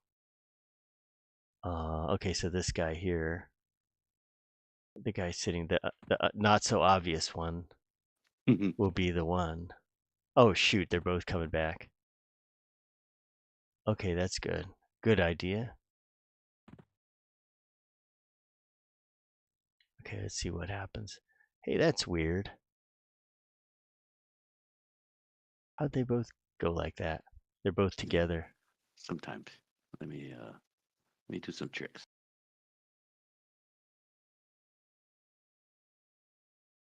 We may get a respawn up here soon. These 2 guys are like brothers.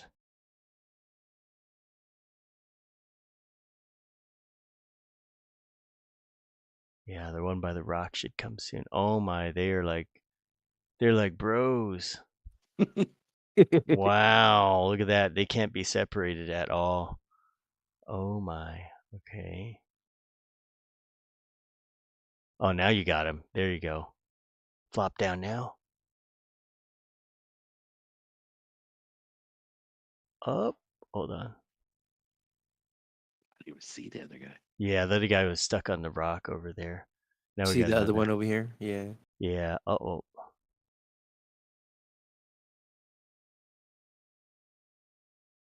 Yeah, they're kind of linked.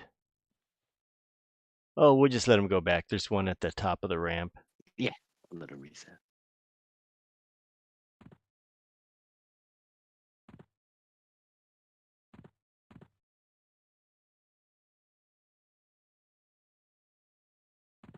Let's see if I can be quick enough at this. Okay, here we go. See if I can get him. Just one. Should be just one.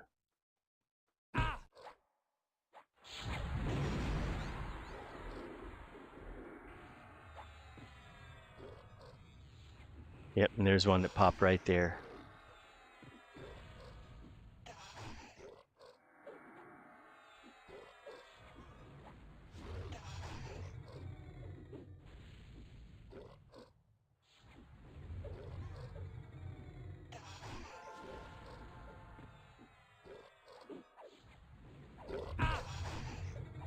How close is Brackus to the next level? Oh, let me see. I'm at 38% in. Oh, okay. I got a while. Yeah.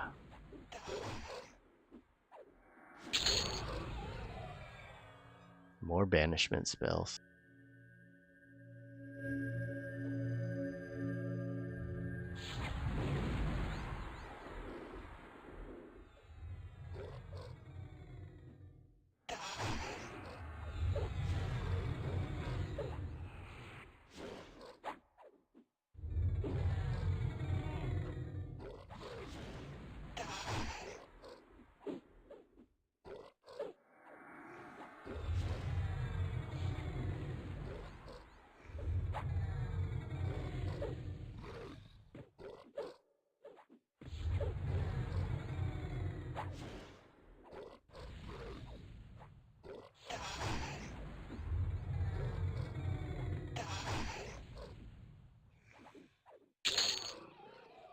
Lots of spells. We've seen these so many times we can memorize a whole list of spells.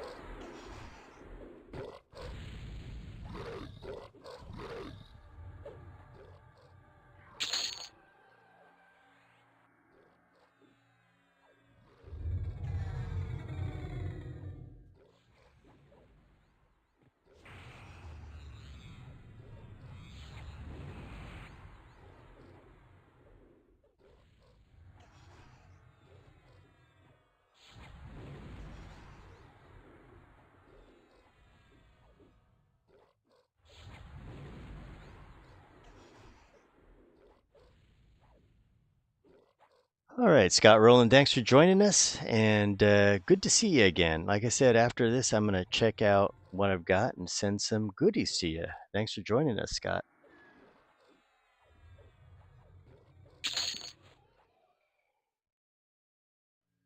All right, did med a little bit. Doing great here. Wow.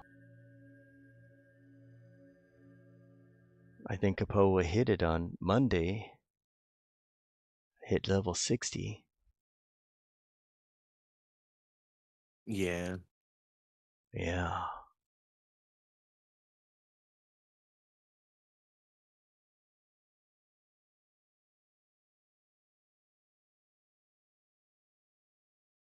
So tomorrow we're going to start off with Ejag, or whatever his name is, in Lava Storm. He is a Yeah. triggered spawn, so it'd be kind of nice to get back to the mainland. Check it out, good old Lava Storm where we leveled up off of Poop Rocks. Be kind of nice to go back there and check it out. They're not having the thing over there where they have the high level mobs out there now anymore. I hope not. I hope it's gone now. If it is, I don't know. I think that the mobs are like level 40 or something.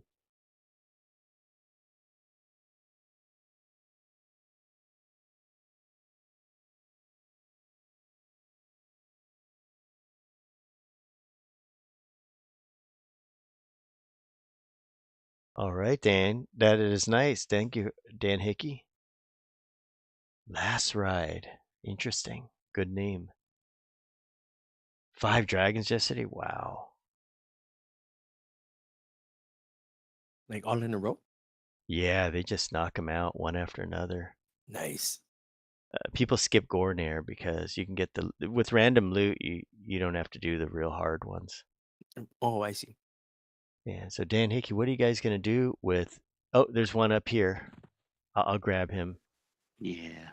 Okay, let me get this guy here. He's in the way.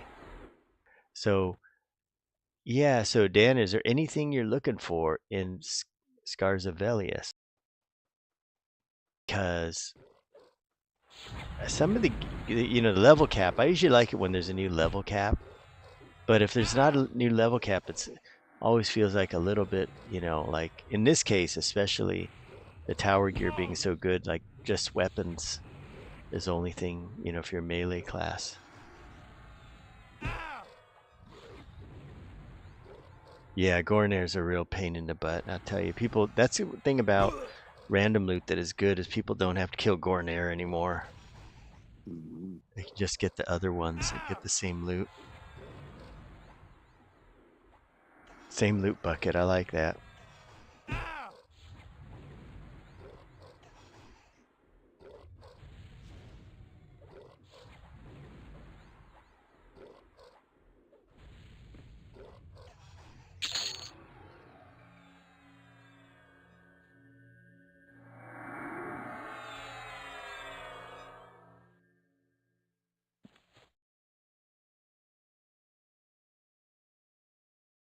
How you hanging in there, Cereal? You sound like you're getting a little sleepy. Oh no, I'm just eating some nuts. All right, nuts are good. Is that grape nuts? No cashews. Nuts, that's right. My No, my not grape. my mouth is bloody and raw. All right, Clayton says sleeper will die really fast, I think. Let me check out what we got Yeah. here. I say maybe a week, if that. Yeah. The power gear.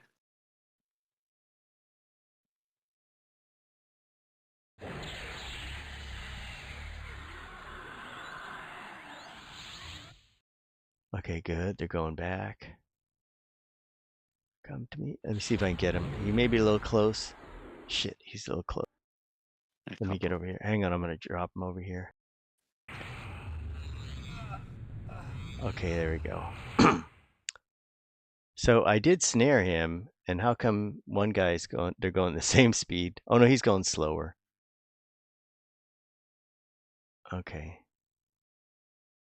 Oh, there you go. Now you should be able to get the back guy. He's got snare on him. Okay, that's good. Oh yeah, fix wagon.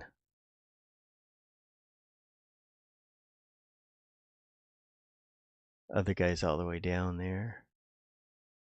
Yeah, he's way gone. Can I get up now? I think so. He's still in my aggro list. Yeah, if they go far enough, they'll drop off when you stand up. Oh, okay. He should. If not, just feign. Okay, yeah, he dropped off good. There you go. It's a monk tip for you. Oh yeah, learn from the monk. That's the way to do it.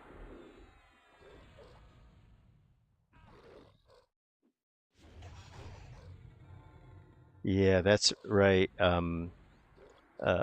Clayton. Yeah, Scott Rowland, I'll probably just send the stuff to Barfly. It's an easy one to remember for me. I'll just send him the goodies.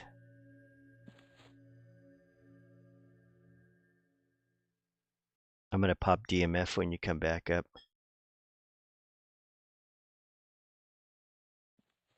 And I remember Scott has a druid and a monk, so I'll see what I've got there.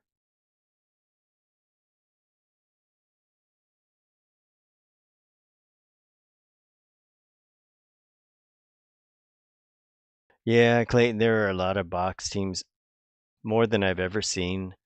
And each year there's more and more.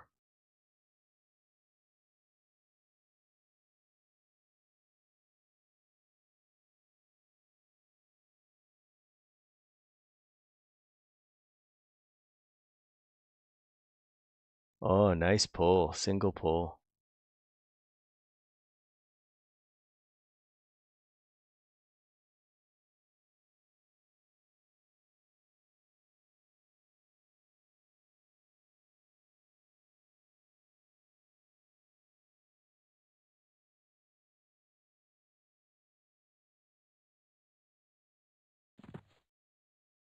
How close is Capoa to leveling? I'm at 95.6. Ooh. You get anything good at level 60? Assassinate, maybe? No. I don't know. It's a plane of power, I think. Oh, yeah, you're right. Just get more hit points and more level power.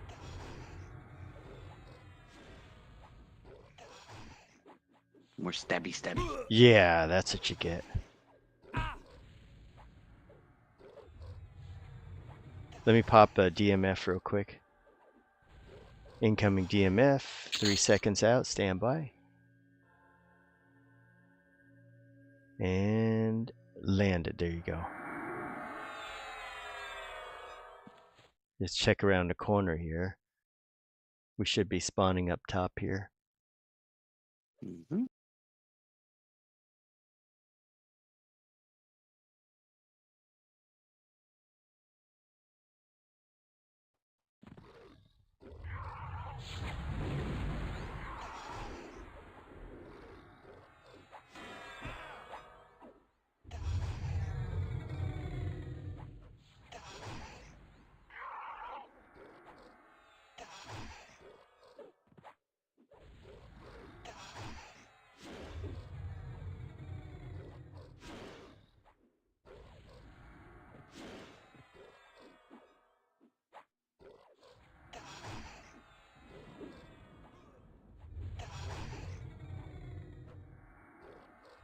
You know what I want to do, El Nino, to the box teams? Oh, this is one thing that happened on the test server I really want to do is I want to, like, some of these box teams, like they actually go raid, you know?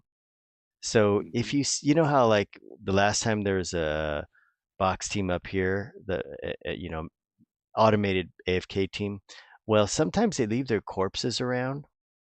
And on the test server, I remember seeing some corpses around, and I res the guy, and it was he was an MQ2, you know, like cleric. And when I resed him, he was in the lobby because his corpse is there. So I resed him, and then it automatically summoned his character to the It accepted the res and brought him into guild lobby, and it is raid wiped. He was, Oh no! yeah, because you know, yeah. So that's the thing about it, you know, like you see how it accepted those reses, that means Auto accept. yeah, it auto accepts a res. And so what you can do is you find their corpse somewhere else, because they just leave their corpse at some point. They don't care about the XP. They just leave their corpses laying around because they get the experience back so fast. And then what you do is if you check to see if they're online. Like we were at the bottom, there was some corpse named Beryllium and Helium. Those are two names I remember. But I checked to see if they're online. And if they are online, you res them. And you take a look at the corpse because you can kind of tell which ones are the clerics. Like one will look like a dwarf cleric or a high elf. And then you res the cleric, and a lot of people have it set to accept res, no matter where they are. So they'll be in the middle of a fight, and all of a sudden their cleric will vanish, and it'll come up over here. Oh. Yeah, that's what I like to do. But it's only happened once on a test server where I did it by accident. But I just thought about it, and I was thinking, yeah, the last time we were resing this guy's corpses, he could have had corpses anywhere, and we could have just resed him. It'd been funny.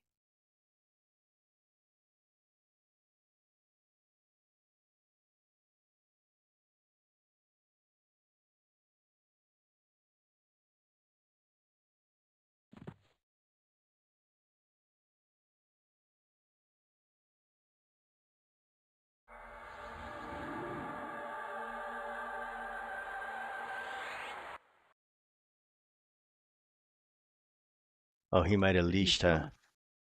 Yeah, he probably leashed. There he They're is. I think he here it fell is. off. Yeah, he's funny. He fell off the wagon. Here he comes. Come on, big boy.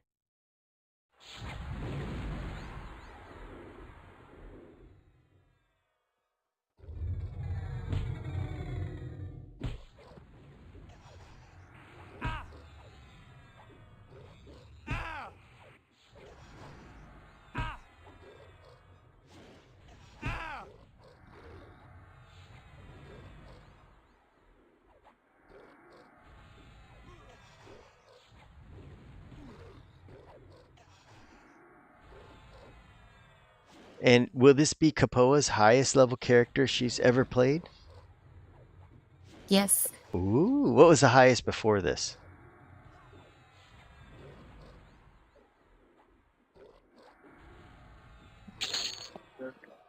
I'm not sure. Because we played on the test server with you guys Oh, for yeah. a little bit, and I think that one is in her 50s, but I don't think that I played her that long. Oh, yeah. We had power leveling service over there. The power leveling center. Yep. Yeah, I remember that. Oh, that's good.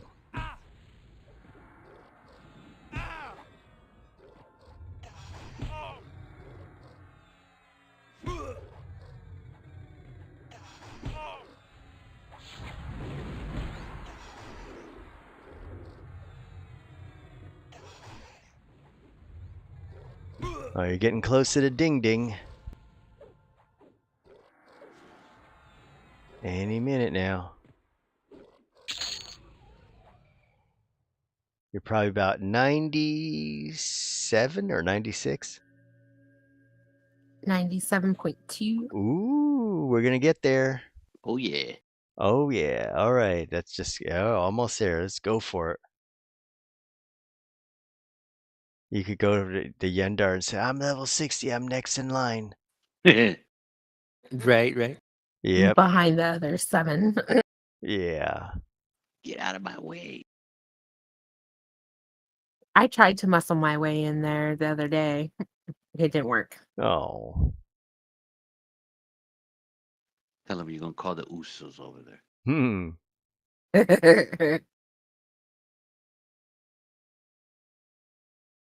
And thank you very much, Dan Hickey. Yeah, we have some alchemy guys, but if we definitely need some more, we're gonna holler over at you. Oh, look at this guy up front. He's all by himself. He Tag should him. be. Pull him. Okay, hang on. Mhm. Let's see, and got him. Nice. That's the way to do it. Got one stuck down there and one up here.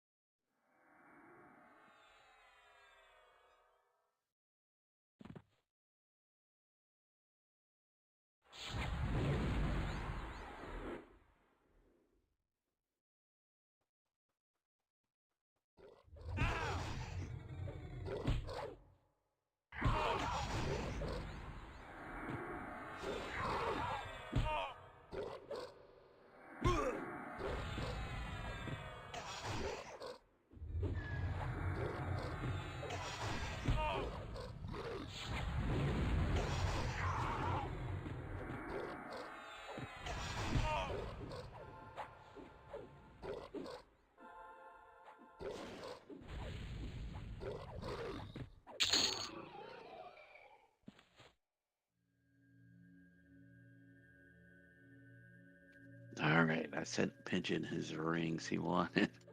Oh yeah.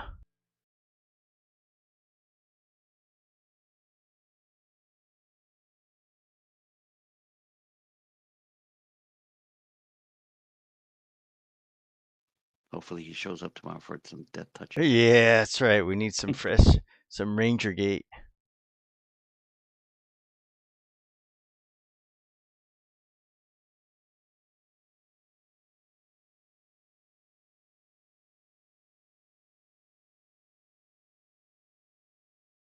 All right, you broke up the 4 rooms pretty good. The 4 corners.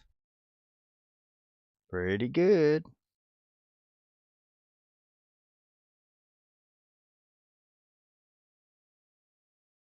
And Serial, NFL is going to be starting pretty soon. Oh yeah. Preseason. Yep. Yeah. Which team are you rooting for this year? Yeah, Raiders. Oh yeah. How do you think they'll do this year? Not too bad, I guess. I mean, Uh-huh. the defense looks really good. That's good. That's Let's pretty see. much what I really was kind of shooting for. Uh-huh. But I mean, we have to see what the quarterbacks are going to do. I'm not sure. That really Yeah. confident in the quarterbacks right now. I know that's the key position. Yeah. How about El Nino? Vikings again? Oh yeah. I go Okay. down with my ship every year. Oh. What do you think this year will be better than last year? Honestly, I hope so, but I don't think so. So do they still have Kirk Cousins, or did he get signed somewhere else? He went to the Falcons. Oh, But yeah. We got Sam Darnold, former #1 pick, I think. Oh. And we drafted McCarty out of Michigan. So let's see. Yeah, you got the new fancy Oh, one. wow. Wow. Hopefully he'll be the franchise. We'll see. Yeah, it's such a crapshoot with those quarterbacks, especially new ones. I mean, the success Yeah. rate is it's so hard to predict. Like we got Mr. Irrelevant. Look at him, and he turned out to be Mr. Awesome. Yeah. Just I remember I used to just joke about like, oh my gosh, that guy. Are we really gonna trust him with the ball? And then he turned out to be the best one ever. Brock Purdy, I just can't believe it. Now it's still hard to believe. Like, is it really because the offense is designed this way? And like after a year, they figure out how to defeat the quarterback or defend against him, like Michael Yeah. Vick. When they get tape, right? Yep, Yeah. they study like every single move. They know everything, your tendency, everything. Like you remember Michael Vick? He was so awesome, and then what happened was everybody figured him out, and then that was it. Like Yeah. Kaepernick. Oh yeah. Well, Yeah, I knew something Kaepernick. similar. I knew him, because I watched the Niners so much. I knew I was like, that guy is on borrowed time. He's a thrower, and he was just getting by running. He didn't have it because I remember Joe Montana and Steve Young, and they were really Right. good. They were for real, but Right. Cappy not for real. Should I try to tag one and go feign somewhere? Let me stand up real quick. Okay. Oh, that's good. You separated them a little. Oh, there we go. Well, I don't know if that's enough separation there. Try it one more time. Oh, okay. I'll get him. You got him. Oh, you the man. So yeah, Kaepernick, I could tell he didn't have it. And then just like Garoppolo, he looked great at first, but then if you look at how many interceptions he threw, it's like guaranteed I'm gonna throw 1 interception a game. Yeah, he just throws that ball. Like, here, catch it, please. Yeah, if he didn't throw an interception this week, he'd make up for it next week. He was always that way, and it averaged out to at least 1 interception per week. Right. His best games were the ones where he almost never threw the ball, right? Yes, Yeah, that's right. exactly. He turned into an Alex Smith, which was a ball manager. So yeah. So Brock is the only one we've had that ever reminds me of Joe Montana, I would say. Not Steve Young. That guy was incredible. I remember when we got him out of he went to BYU and then he went to Tampa. And that Yeah. was one messed up franchise. So he got over there and they were just messing with his head and all that. And then we picked him up and I was like, okay, he's going to be Montana's backup. And oh my gosh, he was already good. I could not believe it. And then he just got better and better. He had crazy physical abilities. He could run, he could throw. It was just He like was tough, crazy. He really too. was. Lefty too, huh? Yep. He physically and everything was way better. He was kind of like more of a modern quarterback who could really had all the wheels and he had the arm, he had accuracy. Joe Montana didn't have that arm or the wheels. He was like a Brock Purdy, but Steve Young was incredible. I always remember him just watching him like, wow. But yeah, football has changed so much these days. It really is. Yeah. You can't It's- tackle anymore. Yeah, it's so different. Really, really different game. Yeah, a lot. A lot has really changed. I'm not exactly sure what it's just the game. I don't know. I haven't watched it so much, so I know all the little intricacies. Like I can tell you in baseball what has changed and why everybody's got a low batting average now, and how the game is changing for the worse, in my opinion. Well, NFL, they favor the offense, I feel. Yeah, you yeah. know. They have to because that sells tickets and you know. Exactly. And in the Major League Baseball, it's kind of going the other way. It's like the way they got it set up is they're really trying because batting averages are going lower and lower and lower. And they got to do something about it. And then pitchers are getting injured like crazy now. I mean, just it's amazing what's happening. It's really sad. But yeah, NFL, I like it how they're scoring more. It's like college football. You're getting some crazy scores like last year, the Miami Dolphins. Oh, yeah, Oh man, that reminds me of college ball. it was. I like Oh, that they yeah. let them celebrate too after. a touchdown. Yeah. We need more of that. We need to turn it into like basketball scores. Hell yeah. That's what I'm talking about. You know, the NFL is really got it. Like, I'm telling you, one difference now is that baseball is really afraid of the NFL now. And they try not to compete on the same days and everything. Because they're two sports kind of going in opposite directions.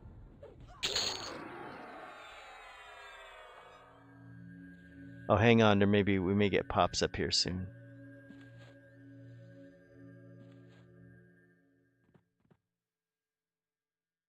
Here you go, right there. It's that time. I think somebody's gonna hit 60 real soon. Probably 98%. Friday night, perfect Friday night gift. Level 60. Almost there, everybody. Hang on. Every night a new level 60. Yeah, I think I'm still gonna support the Niners. I mean, why not? I mean, they're gonna be an awesome team, but Yeah. what sucks about it is we can never win the Super Bowl. And I know why. It's a head coach. That's really it, guys. He does choke a lot. He's pussy. So pussy. So what do you think he should improve to not choke? Oh, it's just like we've seen this many. Should he many run the times. ball? He's got a okay. So there's a big difference, like that I noticed with Bill Walsh. That guy had some balls, but Kyle Shanahan, he's kind of ballless. I gotta tell you, Oozy. pussy. It's like, and then he does stuff. He always tries to. He's like, okay, he's like Bill Walsh was the man's man of football, just like John Madden and Mike Singletary. Even though Mike Singletary is a crappy coach for the Niners, I really liked what he used to say. Yeah, He never was an mad awesome at me, that player. guy. He was an awesome He player. was super dominant. He's just a horrible coach. He coached the Niners, but he would have these speeches. Like I remember one news conference says, "I want winners," and he'd come out and say, "I want winners," and he'd just come out like it was like this big monologue he would give. Could have been like a movie star. But then I found out later the reason why is because he was the son of a preacher.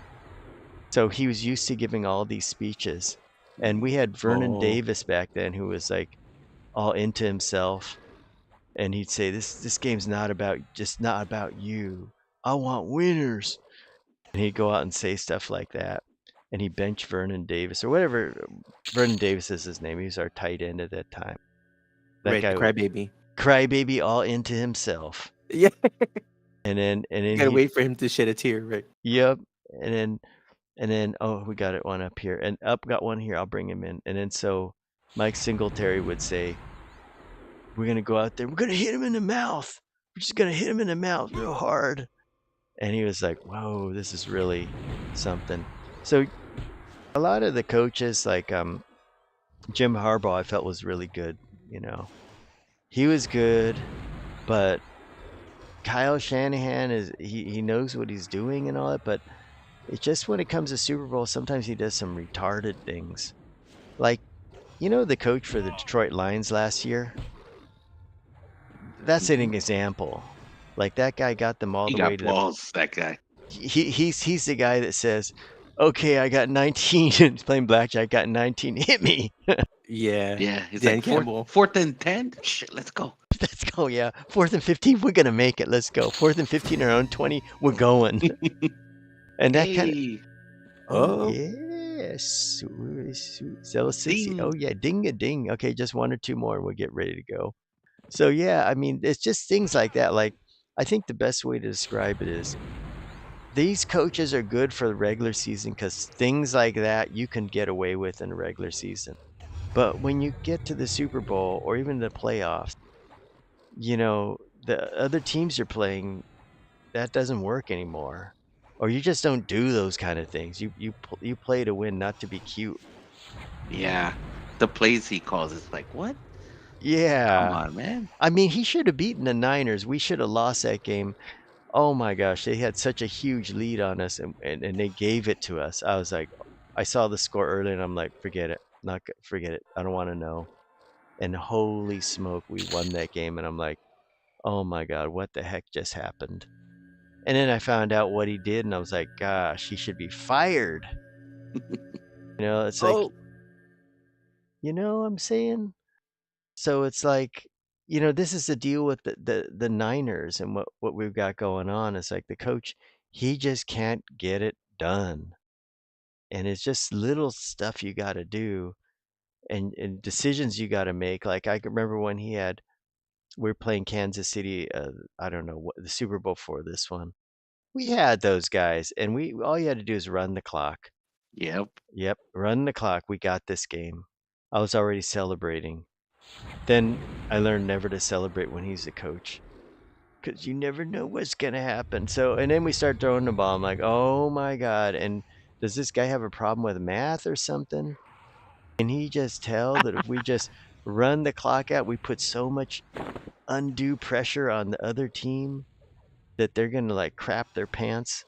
That he doesn't get the idea that if you put so much pressure on another team and they only have a little bit of time, they only have a couple plays that they can run, and then it really narrows it down to what they're gonna do. You kind of know already, but when you give them a lot of time, it's like, heck, they can do whatever they want to do.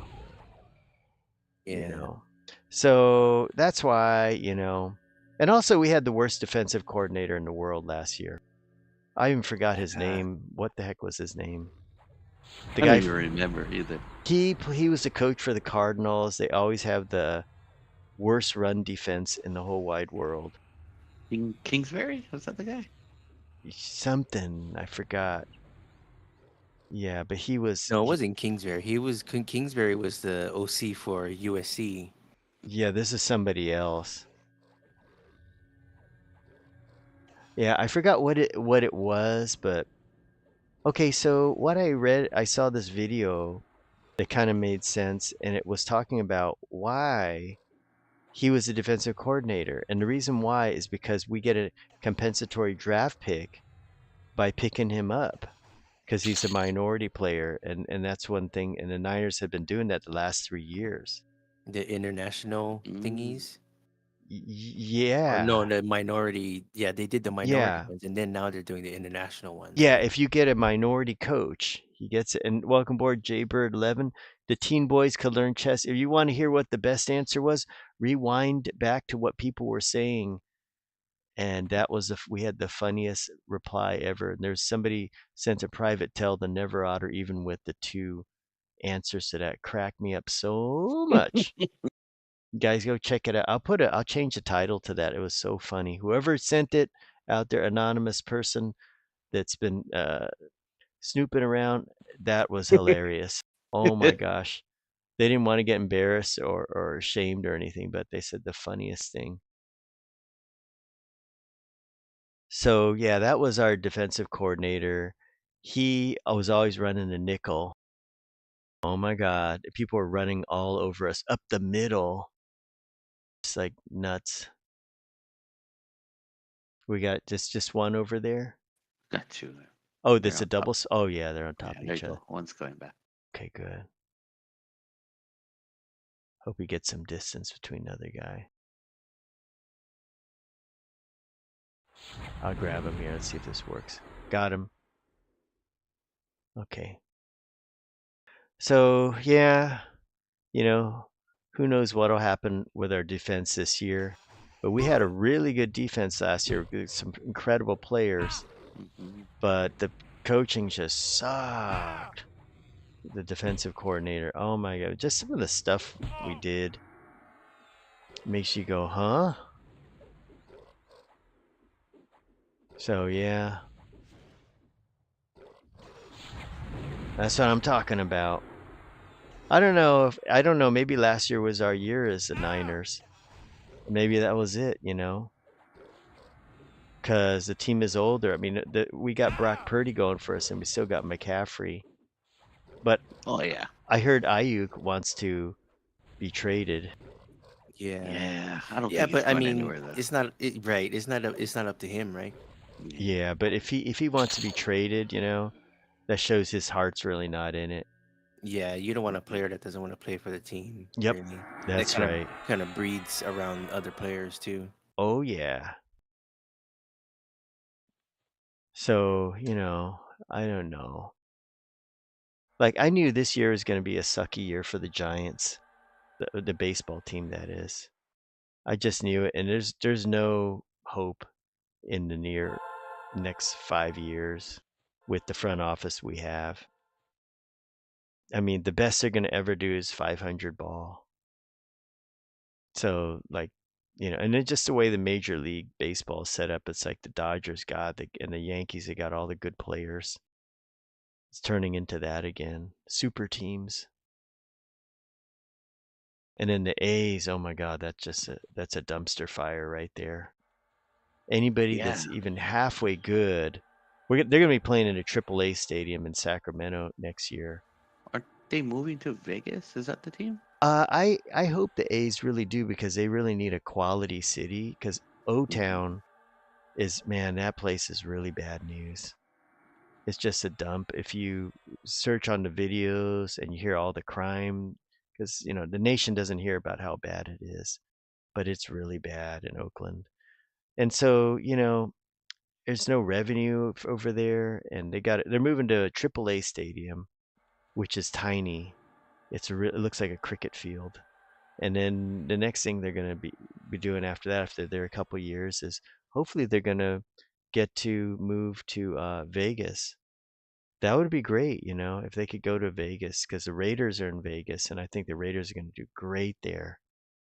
I'm glad they left Oakland, because it was just sucky over there. They go to Vegas, they're going to have good attendance. They're going to get to eat the buffet afterwards. Oh yeah. There you go. All the players are going to be 10 times more happy. Yeah. Okay, one last pull. Check the alley, and then we'll wind it up. Congrats to Kapoa. 60, yay. Oh yeah. Yep, that's right.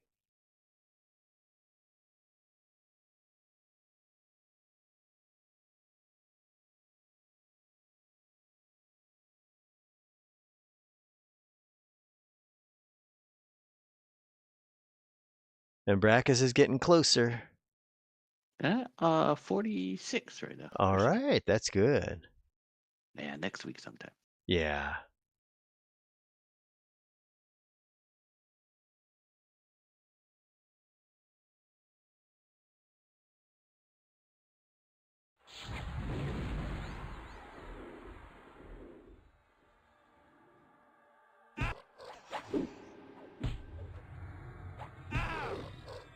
Maybe tomorrow. I'll see if I can get it.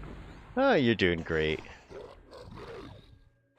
We'll get there. Sometimes I have to put it in perspective and realize that we have so much time before the level cap goes up. That And is true. It's scary to think about it. It's like it goes up in December. Mm-hmm. I'm like, oh my god, that seems like forever in EverQuest time. Totally, that is forever. Right.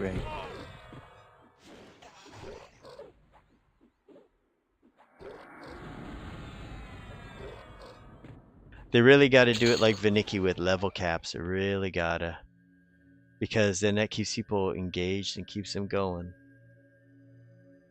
All right. They might. Speaking of engaged, we got to get ready to wind it up, guys. It's been a good run, a really good run. Everybody, congrats to Kapoa, and we started to get some EXP.